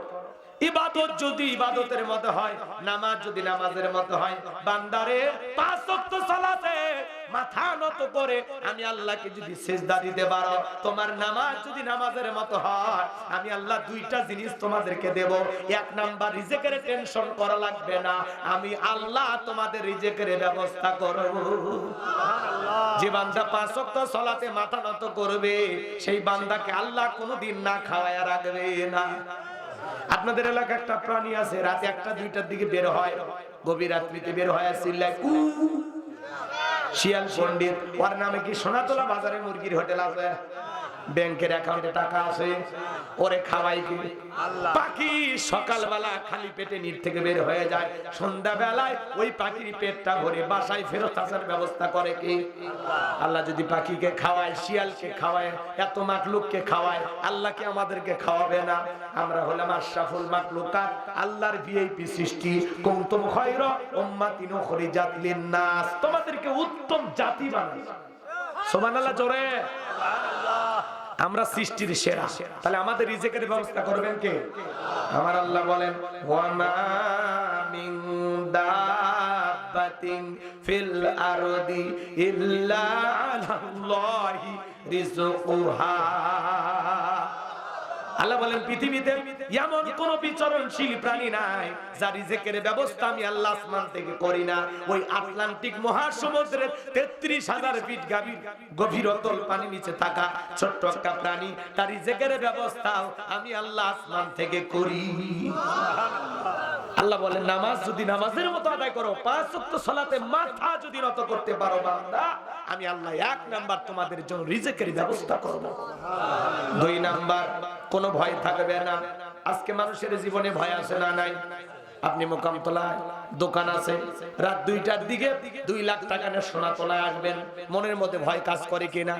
আল্লাহ টাকা নিয়ে বাড়ি পর্যন্ত যাইতে পারবো নাকি টাকা ছিনতাইকারী কবলে পড়ে টাকা যান 2টা হারাবো, আতঙ্ক কাজ করে কিনা? মেয়েটা কলেজে গেল, একা একা ফিরবে নাকি জামাই সাথী নিয়ে ফিরবে, ভয় আছে না নাই? মেয়েটা স্কুলে গেল, ভালোভাবে ফিরবে নাকি কারো লালসার শিকার হবে, ভয় আছে না নাই? আজকে চুরি, খুন, ধর্ষণ, টেন্ডারবাজি, চাঁদাবাজি সমাজে কমছে না বাড়ছে? জোরে বলেন। এই সমাজে শান্তি ফিরে আসবে সেই দিন, আল্লাহর কোরআন দিয়া জমিনটা চলবে যেই দিন। মানুষের তৈরি করা তন্ত্র মন্ত্র দিয়ে সমাজে শান্তি প্রতিষ্ঠিত হবে না। লেনিন কালমার্ক্সের আইন দিয়ে শান্তি প্রতিষ্ঠিত হবে না। আমেরিকা লন্ডনের আইন দিয়ে শান্তি প্রতিষ্ঠিত হবে না। আপনি যদি বাংলার ভূখণ্ডে শান্তি প্রতিষ্ঠিত করতে চান, আল্লাহর আইন লাগবে। কথা বলেন ঠিক কিনা? হালালাহুল খালক ওয়াল আম, সৃষ্টি যার, আইন চলবে সে আল্লাহ। আজকে সমাজে এত চুরি, এত দুর্নীতি, সচিবালয়ের মতো জায়গাতে আগুন লাগে, দেখার কেউ নাই। কথা কয়। এই জন্য বলতেছি, ওই বয়োবৃদ্ধ মানুষদেরকে ধরে ধরে উপদেষ্টা বানাচ্ছেন, আর সচিবালয়ে আগুন লাগে, প্রতিবাদ করা কেউ নাই, দেখার কেউ নাই। এটা পরিকল্পিত একটু ঘটনা। কথা ঠিক না? এর ভিতরে একটা গভীর ষড়যন্ত্র আছে। এই জন্য আমরা বলতে চাই, ওই নাটক সিনেমার নির্মাতা মোস্তফা সরওয়ার ফারুকীকে দিয়ে উপদেষ্টা বানাইলে দেশে শান্তি আসবে না। ওনারা দিয়ে সিনেমা বানান, একটা টপিক পাইছেন না? এখন সিনেমার ঘোষণা দেন, মোস্তফা সরওয়ার ফারুকী পরিচালিত আসিতেছে সচিবালয়ে আগুন। যান সিনেমা বানা। তারপরে যারা উপদেষ্টা আছে এই সিনেমা দেখার পরে বলবে আলহামদুলিল্লাহ ছবিটা চমৎকার বানিয়েছেন, আপনার বউ তিশা অসাধারণ অভিনয় করেছে। এরা তো নির্লজ্জ বেহায়া, এ কথা কয় না গো। আচ্ছা এই মানুষ উপদেষ্টা কেমনে হয়? হ্যাঁ, এই সিনেমার নায়ক, নির্মাতা, সিনেমার পরিচালক, এ উপদেষ্টা কেমনে হয় আমাকে বুঝা। আরে ভাই উপদেষ্টা নাই বাংলাদেশে, খুঁজে খুঁজে খালি বুড়া মানুষ। বিগত সরকারের 5-6টা গোলাম দোসর যারা এদেরকে বানাচ্ছে, তাহলে এত রক্ত দিয়ে লাভটা কি? তা আপনাদের দরদ এতই বেশি, আবার ডাক দিয়ে ওনাদেরকে বসা। এই কথা বলেন নাকি আপনারা? দুনিয়াতে ভালো মানুষ নাই? উত্তরবঙ্গের 2-1টা উপদেষ্টা আছে না? শহীদ আবু সাইদ রক্ত দিলে কি কারণে? কথা কন। উত্তরবঙ্গের মানুষের রক্ত গরম, এখনো সময় আছে পরিবর্তন হয়ে যায়। এমন সরকারকে বলবো ওই জাতার পরামর্শ নিয়ে চলেন না। আপনি অনেক জ্ঞানী মানুষ, আমরা বিশ্বাস করি। আশেপাশে যারা বিগত সরকারের 5-6টা গোলাম ছাঁটাই করেন, ছাঁটাই কইরা ভালো ভালো মানুষ 2-4 জন আশেপাশে রাখেন, তাছাড়া আপনার কপালেও আগুন লাগবে। আর যেদিন আপনার কপালে লাগবে সেদিন পুরো বাংলাদেশ পুড়ে যাবে। আপনি যেমন যেমন ভাবে ক্ষমতায় আসেন না, এই দেশের 2000 মানুষের রক্তের উপরে দাঁড়িয়ে আপনি ক্ষমতার চেয়ারে বসেছেন। আপনি ভয় পাবেন না, এই দেশের 18 কোটি মানুষ আপনার সাথে আছে। আপনি তো ভয় পাচ্ছেন কেন? কারা আগুন লাগাইলো, কি ঘটনা ঘটছে সঠিকভাবে তদন্ত করেন, তাদের মুখর জাতির সামনে উন্মোচন করেন। জরুরি কি কি নথিপত্র পড়ায় গেছে, কারা পুরাইতে পারে। খালি ওই যে দেখবেন একটা দুর্ঘটনা ঘটে, বিগত সরকারের মতো 3 সদস্য বিশিষ্ট একটা তদন্ত কমিটি গঠন করে, কিয়ামতের আগে ওই রিপোর্ট আর আসবে না। খালি তদন্তই চলবি, তদন্তই চলবে। কি ভাই এই কথাগুলো বলাতে রাগ করছেন আপনারা? আর যারা এর আগে ছিল ওরা তো দেশটাকে শ্মশান বানায় গেছে, একে লুটে পুটে খাচ্ছে। 11 লক্ষ কোটি টাকা দুর্নীতি করছে। কেউ আবার বলতেছে 20 লাখ, আরো বেশি না, 20 লাখ কোটি। হ্যাঁ, এত পরিমাণে দুর্নীতি করছে ভাই, উন্নয়নের নামে খালি টাকা। এ কথা বলেন না আপনারা? মন্ত্রীর 5-10 কোটি টাকা দামের গাড়ি পরে আছে, কিন্তু মন্ত্রী নাই। হাজার হাজার বিঘা জমি জায়গা দখল করছিল, এখন জায়গা পরে আছে, ওই দখলদার এমপি মন্ত্রী নাই। এ কথা বলেন না? মন্ত্রীরা সব কোথায় গেল, এমপিরা সব কোথায় গেল, কোথায় কাদের কাকা? ওদের সারা দেশটা এখন লাগে ফাঁকা ফাঁকা। পালাবো না,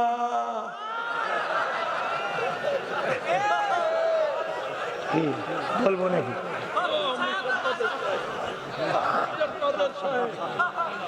না ভয় লাগতেছে, বলবো? ভয় নাই, কিসের ভয়? বাঁচবো তো কয়দিন, কথা কন। যারা বড় বড় কথা বলতে আছে, পালাবো না, পালাবো না, পালাবো না, যাই না তাদের দেখা, ওদের সারা দেশটা এখন লাগে ফাঁকা ফাঁকা। আইন মন্ত্রী আটকে গেল আইনেরই ফাঁকে, দাড়ি সারা দরবেশটারে ভণ্ড ভণ্ড লাগে। শুনেছি ভাই কত নেতা নেত্রী খাইতেছে ভাই ডান্ডা, বিচারপতি কালামানিকের ফাটিয়েছে নাকি আন্ডা। এটা আমার খবর না, মিডিয়ার খবর। এই বিচারপতি শামসুদ্দিন মানিক আল্লামা সাইদি হুজুরকে মৃত্যুদণ্ডে রায় দিয়েছিল। আমরা বলতে চাই ওই একই ট্রাইব্যুনালে বিচারপতি মানিককেও মৃত্যুদণ্ডে রায় দিতে হবে। এই বিচারপতি মানিক 116 জন আলিমের তালিকা করে দুদকের কাছে জমা দিয়েছিল। আমার মতো গাইবান্ধার ভাঙ্গা বক্তা, রোল নাম্বার ছিল 23, সিরিয়ালে আমার নাম্বার কত গো? আপনারা চেনেন না, ওরা ঠিকই জানে জিনিসটা কি।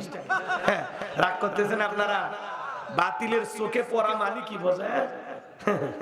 রাগ করতেছেন আপনারা?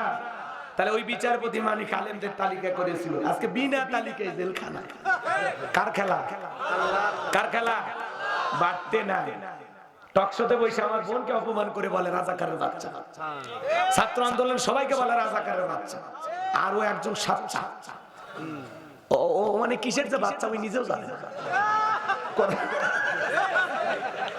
রাগ করতেছেন আপনারা? পলকেরও ঝলক গেল, পলকেরও ঝলক গেল, থামিয়ে নেটের চাকা, ওদের সারা দেশটা এখন লাগে ফাঁকা ফাঁকা। কোথায় গেল সংসদেতে মমতাজের গান, কোথায় গেল হযরত বলা স্বামী ওসমান? 70 রাকাত তাহাজ্জুদ পড়তো, বিরাট বড় আল্লাহর ওলি দাবি করতে, 41 সাল পর্যন্ত টিকে থাকবে নিয়ত করেছিল, কিন্তু 24 সালের 5 আগস্টে কি হবে আল্লাহর ওলিরা জানতো না। মাইক পেলে বলতো খেলা হবে, খেলা হবে। আজকে পুরো বাংলাদেশের মাঠ পড়ে আছে, কিন্তু ওই পাক্কা খেলোয়াড় নাই। আসেন দুলে ভাই, খেলা হবে। কই লুকেছেন আপনারা? কথা কোন ঠিক কিনা? মন খারাপ করবেন না বাবাজিরা। সামনে আপনি কি ব্যথা পাইছেন? ব্যথা পাইলে ভাই একটা প্যারাসিটামল খেয়ে নেবেন।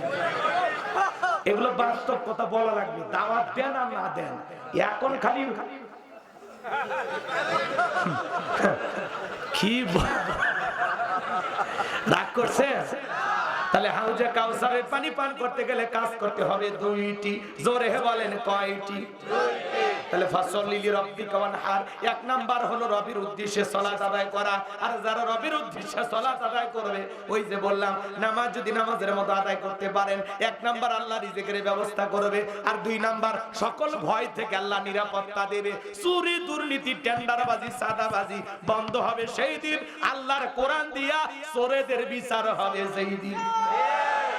আল্লাহ বলেন ওয়াসারিকু ওয়াসারিকাতু ফাকতাউ আইদিয়াহুমা জাযাআম বিমা কাসাবা নাকালাম মিনাল্লাহ। সূরা মাইদা আল্লাহ আইন দিয়েছে 1500 বছর আগে। চোর পুরুষ হোক নারী হোক, আল্লাহর বিধান আল্লাহর ফয়সালা অপরাধ যদি প্রমাণিত হয়, চোরের ডান হাতের কবজি কেটে দাও। একটা চোরের হাত কেটে মিডিয়াতে যদি ফালাও করে প্রচার করা হতো, বাংলাদেশের সমস্ত চোরেরা তওবা করে আল্লাহর ওলি হয়ে যেত। কিন্তু কে শোনে কারো কথা? আজও গেল না মনের ব্যথা। এখন উচিত কথা যদি কই, পিঠের ওপর দিয়ে যাবি মই। এই আনন্দে কিছু লোক কিনে খাবে বগুড়ার স্পেশাল দই। যত দোষ নন্দ ঘোষ, 70টা বললে দোষ, করলে অন্যায়ের প্রতিবাদ, নামটা হবে তোমার মৌলবাদ, নামটা হবে তোমার জঙ্গিবাদ। হক কথা বলতে নাই, অনেকের কষ্ট হয়, জ্বলে যায়, পুড়ে যায়। কষ্ট হচ্ছে আপনাদের? এদিক খেয়াল করেন, আল্লাহর আইন দিয়ে একটা চোরের বিচার খালি টেস্ট করে দেখেন। আল্লাহর আইন ওদের কাছে পছন্দ হয় না, ওরা বলে এগুলো ব্যাকডেট, এগুলো চলবে না। খালি একটা দেখেন না, একটা চোরের হাত কাটেন।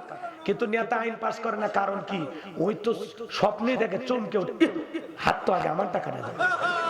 কারণ এই হাত দিয়ে যে দুর্নীতি করছে, প্রথম হাত ওই নেতারটা কাটা যাবে। এই ভয়ে ওরা এই আল্লাহর আইন চায় না। কথা ক্লিয়ার?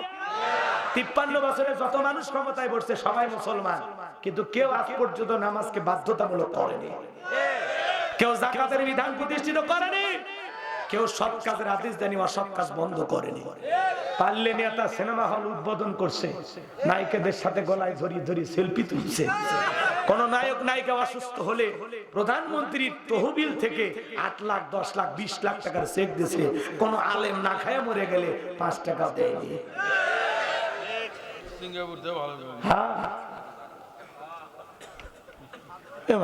কথা নাকি? নায়ক নায়িকা অসুস্থ হলে টাকা দেয়নি? পেপারে এখনো আছে। কয়টা পেপার নিবেন? আমার কাছে আছে। রাগ করছেন আপনারা? চলেন সামনের দিকে যাই। তাহলে নামাজি কয় রকমের বললাম? 5 রকমের। তার মানে নিয়মিত যারা 5 ওয়াক্ত সালাত আদায় করে, এরা হলো 5 এর নামাজি। আল্লাহু আকবার বলেন। এরা খাঁটি মুসলমান, খাঁটি মুমিন, নির্ভেজাল মানুষ। আল্লাহু আকবার বলেন। 5 ওয়াক্ত নামাজ নফল না ফরজ? এই বেটা এই কথা বল, নফল না ফরজ? এটা রবের বাধ্যতামূলক অর্ডার। নিজেকে মুসলমান দাবি করলে 5 ওয়াক্ত সালাত অবশ্যই আদায় করতে হবে। আজকে মসজিদগুলো সুন্দর হচ্ছে, কিন্তু মুসলমান নাই। আগে মসজিদ ছিল কাঁচা, মুসলমানদের ঈমান ছিল পাকা। বর্তমানে মসজিদ হয়ে যাচ্ছে পাকা, মুসলমানদের ঈমান হয়ে যাচ্ছে কাঁচা। আগেকার মানুষদের ছিল অভাব, বড় ভালো ছিল তাদের স্বভাব। বর্তমানে মানুষদের নাই কোনো অভাব, নষ্ট হয়ে গেছে চরিত্র আর স্বভাব। খালি মসজিদ চাকচিক্য করলে হবে না। এই মসজিদে যারা নামাজ আদায় করবে তাদের অন্তরটা সুন্দর হওয়া লাগবে। খালি মসজিদে নামাজ তাকওয়া না, নিজের অন্তরে তাকওয়া থাকা লাগবে। আল্লাহর ভয়ে আজান দিলে সালাত আদায় করবেন। মসজিদের পাশেই বাড়ি, আজান হয়, কপাল পোড়া উঠে পেশাব করে আবার ল্যাপের ভিতরে ঢোকে, মসজিদে আসে। হুজুর মনে হয় পেশাব করার জন্য ডাক দিছে। হাসেন না ভাই, হাসেন না। কত জায়গা ওয়াজ করবে যায়, কয় হুজুরের মসজিদের সাথেই বাড়ি, এরা 3 বাপ বেটা কেউ নামাজ পড়ে না বলে তো আছে না বাজান? তাহলে 5 ওয়াক্ত সালাত অবশ্যই আমরা আদায় করব ইনশাআল্লাহ। নবীজির জামানায় ফজরের নামাজের দৃশ্য যেরকম, জুমার নামাজের দৃশ্য একই রকম। আর বাংলাদেশে জুমার নামাজের জন্য মসজিদ ভেঙে 2 তলা 3 তলা করা হয়, ফজরের নামাজের সময় এক কাতার মুসল্লি পাওয়া যায় না। মাঝে মাঝে এমনও মসজিদ আছে মুয়াজ্জিম একাই আযান দিয়ে একাই নামাজ পড়ে। শোনেন, এক বিয়ে বেড়াতে গেছে হাজী মানুষ, 3 বার হজ করছে, ট্রিপল হাজী।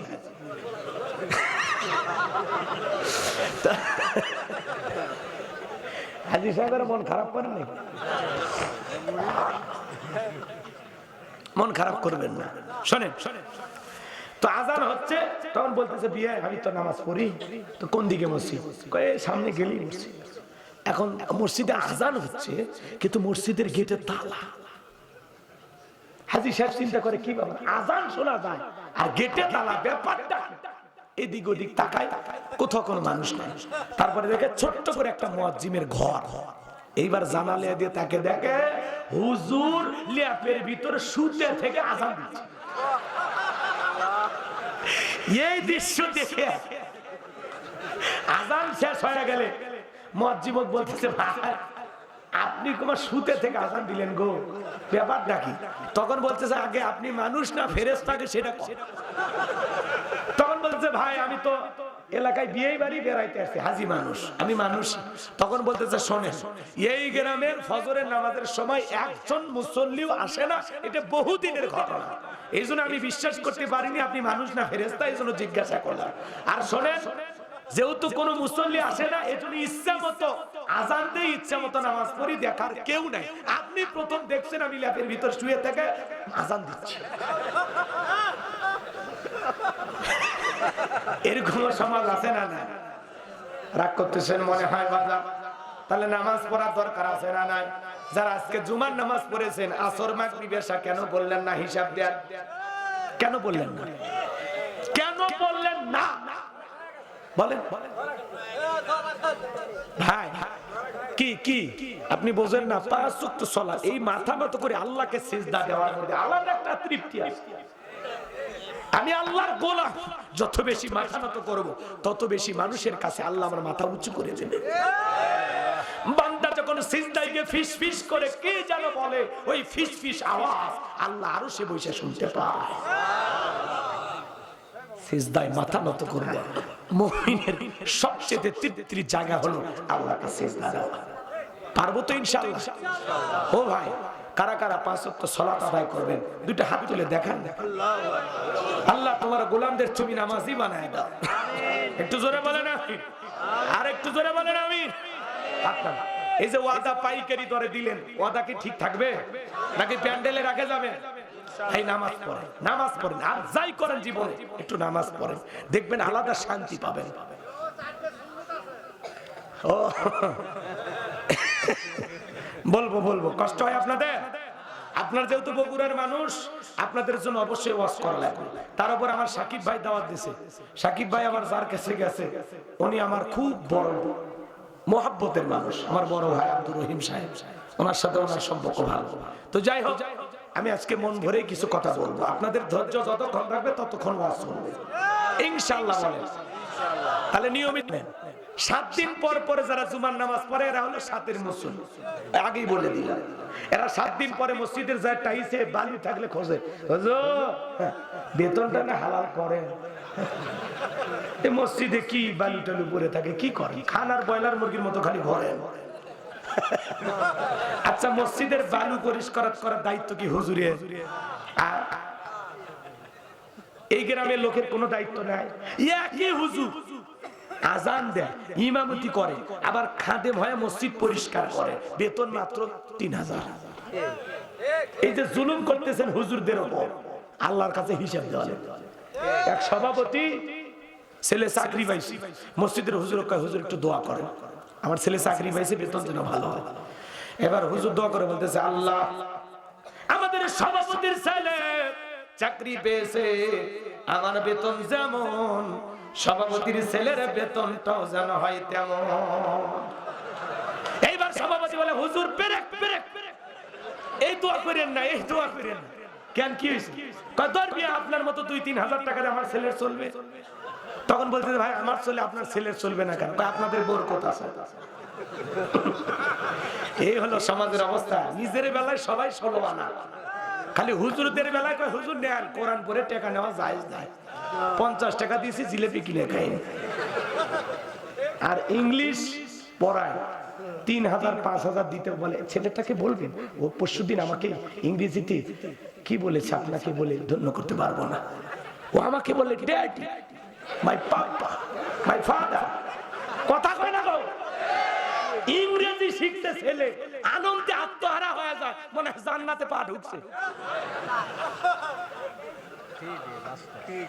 আর হুজুর কোরআন পড়ায়, ছেলেকে হাফেজ বানাইছে, আলেম বানাইছে। হুজুরের ভাগ্যে একসে জুব্বাও হয় না। আর যে ইংরেজি পড়া কি দাম, অঙ্ক যে পড়ায় কি দাম।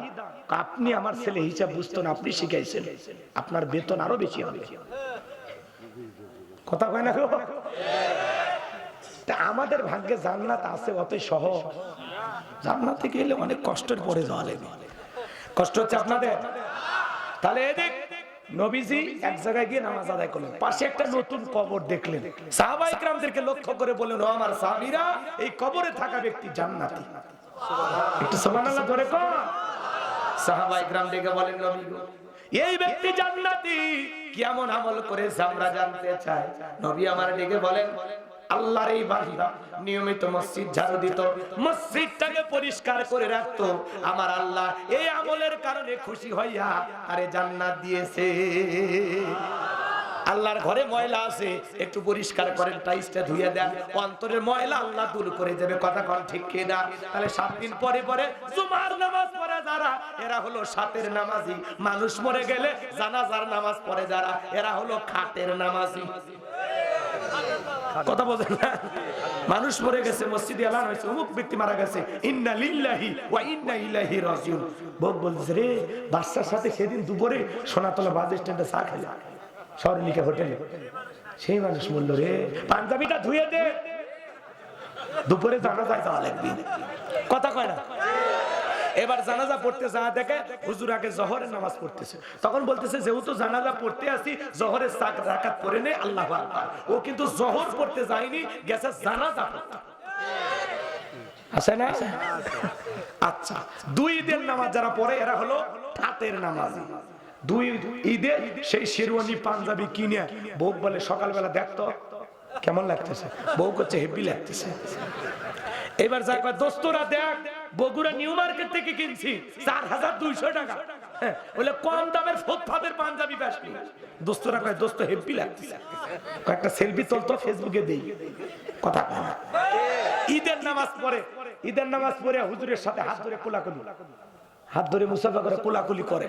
হুজুর কয়, হুজুর আপনার নামাজ সেই ভালো লাগে। হুজুর কানে কানে বলে, ভাই রোজা কয়টা?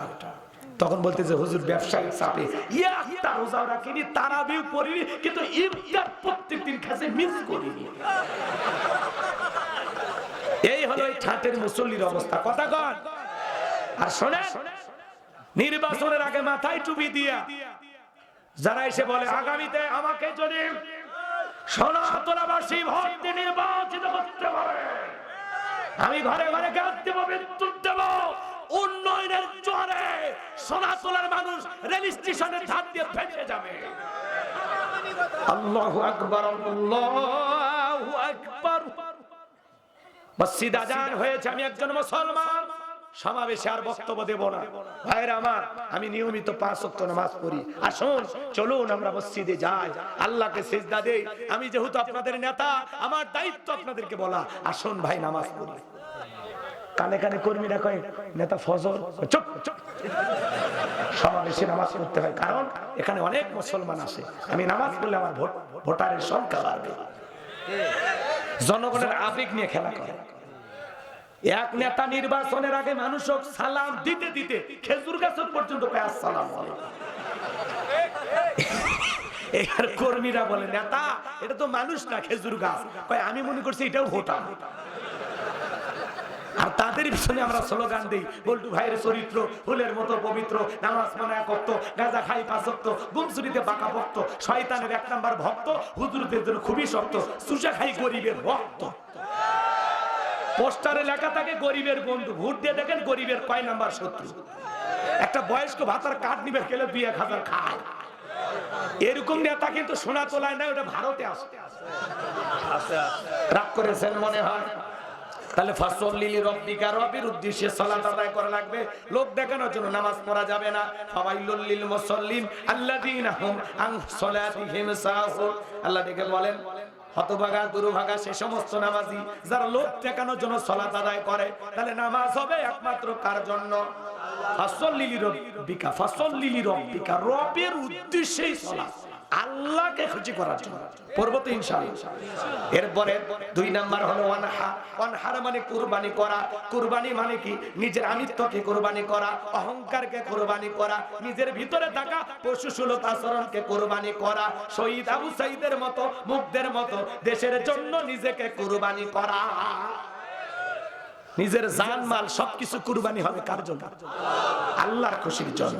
ওয়ানহার মানে কুরবানি করা। সালাত হবে যে রবের জন্য, কুরবানিও হবে সেই রবের জন্য। কষ্ট হয় আপনাদের? শোনেন, 7 জন ভাগে গরু কেনে, 4 জন দড়ি ধরে টানে, পিছন থেকে 3 জন ঠেলে। এমন গরু কিনে নিয়ে আসে যেই গরুর উপরে বয়স্ক ভাতা ওয়াজিব। কুরবানির স্থান পর্যন্ত হেঁটে দেওয়ার শক্তি না, কোলে করে নিয়ে যায়। হুজুর বলে ভাই এই দুর্বল গরু জবাই করলে হবে না। হুজুর উপরে হাত দেখা গেলে ভিতরে গোস্ত আসে। এই বয়স্ক গরুর গোস্ত টান দিবেন, এর থেকে চলে যাবে মুকামতলা, সারে দিবেন আবার সোনাতলা, পিলাস দিয়ে টানেও সিলভার পাবেন না। এরকম দুর্বল গরু জবাই করলে কুরবানি হবে। আল্লাহ কি বলেন? তাসুরুন নাযিরিন, চমৎকার একটা গাভী জবাই করো, আকর্ষণীয়, হুষ্টপুষ্ট, দেখতে সুন্দর। কথা কয় যারা কুরবানি দেবেন, কুরবানির ওয়াজ আপনাদের ইমাম সাহেব করবেন। আমি আজকে কুরবানির ওয়াজ করব না, 3টা জিনিস বলে যাই। 1 নাম্বার, যারা কুরবানি দেবেন নিয়ত সহি, কুরবানি আল্লাহর জন্য। ইন্নামাল আমালু বিন্নিয়াত, প্রত্যেকটা কাজ নিয়তের উপরেই নির্ভরশীল। আল্লাহু আকবার। অনেকে বলে কুরবানি না দিলে ছেলে মেয়ে মানুষের গোশতের দিকে তাকায় থাকবে। ছেলে মেয়ে বিয়ে দিছি, নতুন বিয়ে বাড়িতে গোশত না দিলে মান সম্মান থাকবে না। অতএব কিস্তি তুলে হোক আর সুদের টাকা দিয়ে হোক কুরবানি দেওয়াই লাগবে, 1 সনেরও হয় না। কথা কয় না? কুরবানি আল্লাহর জন্য, ছেলে মেয়ের জন্য না। গোশত তো আপনি খাবেন, ছেলে মেয়ে খাবে, গরিব দুঃখীকে দিয়ে খাবেন। কুরবানি মানে কি? ত্যাগ করা, স্যাক্রিফাইস করা, উৎসর্গ করা, বিলিয়ে দেয়া, বন্টন করা। ভোগের নাম কুরবানি নয়, ত্যাগের নাম হলো কুরবানি। কত কয় ভাগে হয়? মানে 1 থেকে 7 পর্যন্ত চলবে। আমি ভাগ নিয়ে আওয়াজ করতেছি, এটা এমনিতে বললাম উদাহরণ দেওয়ার জন্য। কষ্ট হয়? 1 ভাগে চলবে, 2 ভাগে, 3 ভাগে, 4 ভাগে, সমস্যা নেই। সর্বোচ্চ 7 ভাগ। তবে 1 ভাগে কুরবানি দেওয়ার চেষ্টা করবেন, কারণ 7 জনের মধ্যে সবাই আল্লাহ ওয়ালা না। কথা কয় না?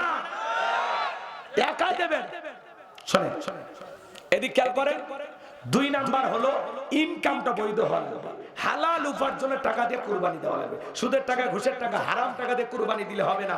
আল্লাহ পবিত্র, তিনি পবিত্র বস্তুকে ভালোবাসেন। তাহলে আল্লাহর জন্য ভালো কিছু কুরবানি করব ইনশাআল্লাহ। 3 নাম্বার হলো, এদিক খেয়াল করেন, 3 নাম্বার হলো ফাসল্লি লিরাব্বিকা ওয়ানহার। আগে নামাজ পড়ো, তারপরে কুরবানি করো। নামাজি হয়ে কুরবানি দেওয়া লাগবে। আপনি কুরবানির দিনে সকাল 9টায় গরু দড়ি ধরে বসে আছেন, ফজরের নামাজও পড়েননি, ঈদের নামাজও পড়েন নাই, কিসের কুরবানি আপনার? আপনি খালি গোশত খাওয়া হবে। আবার অনেকে বড় বড় কুরবানি গরু কিনে নিয়ে এসে, কার কুরবানি? কয় তালুকদার, সোনাতলার অমুক শিল্পপতি। কয় কত? কয় 5 লাখ। কয় ঠকেন নাই, তালুকদার সাহেব জিতছেন। তালুকদারকে আমি ঠকার মানুষ? পেছনে যে রান দেখা যায়, 1 রানে 4 মণ গোশত। কোথায় কি পরিমাণে গোশত হবে যারা হিসাব নিকাশ করে, এদের কুরবানি হবে না। কথা কয় না? আপনি যদি 20,000 টাকার একটা ছাগলও দেন, 10,000 টাকার একটা ভেড়াও যদি দেন, আপনার নিয়ত যদি সহি হয়, টাকাটা যদি হালাল হয়, নামাজি হয়ে যদি কুরবানি দেন, আপনার এই ছাগলের রক্ত, ভেড়ার রক্ত জমিনে পড়ার আগেই আরশের মালিক আল্লাহর কাছে কবুল হয়ে যাবে। আল্লাহ কি বলেন, ওয়ালা কি ইয়ানালুহু তাকওয়া মিনকুম। বান্দা কয় লাখ টাকার গরু দিলে ওইটা দেখি না, আমি দেখি তোর অন্তরে তাকওয়া। কথা কয় না? হাবিল কাবিলের মতো যদি কুরবানির সিস্টেম থাকতো, আগুন এসে পোড়ায় দিবে। কত মানুষের কুরবানি পরে গড়াগড়ি খাইতো, আর মানুষ বলতো হাজি সাহেবের টাকার ভিতরে ভেজাল আছে। লজ্জায় মুখ দেখানো যাইতো না। এই লজ্জা থেকে বাঁচিয়েছেন কে? জব করলেন, গোস্ত খালেন, শেষ, কেউ দেখবেন না। তাহলে আমার এই কথাগুলো কি আপনারা আমল করবেন? এবার শেষ নাম্বার আয়াত, আল্লাহ রাব্বুল আলামিন বলেন, ইন্না শানিয়াকা হুয়াল আবতার। আল্লাহু আকবার। আমার আল্লাহ দেখে বলেন, নবী গো, যারা আপনাকে লেসকালারি বংশ বলে আপনি মন খারাপ করবেন না। আপনার ছেলে সন্তানগুলোকে নিয়েছি, ও নবী, যারা আপনাকে লেসকালারি বংশ বলে আমি আল্লাহ ওদেরকে নির্বংশ করে ছাড়বো। আপনার ছেলেগুলোকে নিয়েছি, কষ্ট মনের মধ্যে নেবেন না। এই পৃথিবীতে আপনাকে মহব্বত করার, আপনাকে ভালোবাসার কোটি কোটি রুহানি সন্তান আমি আল্লাহ জমিনে পাঠাবো। একটু জোরে বলা যাবে না সুবহানাল্লাহ? বর্তমান পৃথিবীতে 700 কোটি মানুষ, এর মধ্যে 200 কোটি মুসলমান। আমরা সবাই নবীজির রূহানি সন্তান। নবীজির অপমানে যদি না কাঁদে তোমার মন, মুসলিম নয় তুমি মুনাফিক, নবীজির দুশমন। ফ্রান্সের জালেমেরা দেয়ালে দেয়ালে কার্টুন প্রদর্শন করলো, নাকটা বেঁকা করে দিয়া মুখে কয়েকটা দাড়ি দিয়ে বল, ইনি মুহাম্মদ, জোরে কর নাউজুবিল্লাহ। আমার নবী কি দেখতে কার্টুনের মতো? এই পৃথিবীর সবচাইতে সুন্দর মানুষটির নাম মুহাম্মদ রাসূলুল্লাহ সাল্লাল্লাহু আলাইহি ওয়াসাল্লাম। নবীর ছবি কি ওদের কাছে আছে? কথা কথা, নবীর ছবি দেখলে তো দুনিয়ার সবাই পাগল হয়ে যায়। দেখলে ছবি পাগল হবে, কথা কয় না? যারা নবীজির কার্টুন প্রদর্শন করে, শোনেন, ফ্রান্সের লোকেরা কেন কার্টুন প্রদর্শন? আমি বলবো নবীজির চরিত্রের সার্টিফিকেট দিয়েছেন কে? ওয়া ইন্নাকা লাআলা খুলুকিন আযীম। নবী হলেন পূত পবিত্র মহান চরিত্রের অধিকারী। আযীম আরবিতে এমন একটি শব্দ যার গভীরতা মাপা যায় না। সুবহানাল্লাহ। কেউ যদি আটলান্টিক মহাসমুদ্রের কিনারায় বসে চামচ দিয়ে পানি ছেঁচা শুরু করে, কি বলবেন? লোকটা পাগল। কিন্তু কোনো না কোনো দিন হয়তোবা চামচ দিয়া আটলান্টিক মহাসমুদ্র শুকানো সম্ভব হতেও পারে, কিন্তু নবীজির চরিত্র নিয়ে আলোচনা করে শেষ হবে না। চিৎকার মেরে বলুন সুবহানাল্লাহ। যে নবী 63 বছরের জিন্দেগিতে একটি মিথ্যা কথা বলেননি, এমন বিশ্ব রেকর্ড পৃথিবীর কোন নেতার আছে? সেই নবীকে আদর্শ মানতে রাজি আছেন তো ইনশাআল্লাহ? মনে রাখবেন, খেয়াল করে শোনেন, নবীকে গালি দিয়েছিল ওলীদ বিন মুগীরা। এই ওলীদ বিন মুগীরা নবীকে অকাট্য ভাষায় গালি দেয়। আল্লাহ আসমান থেকে আয়াত নাজিল করে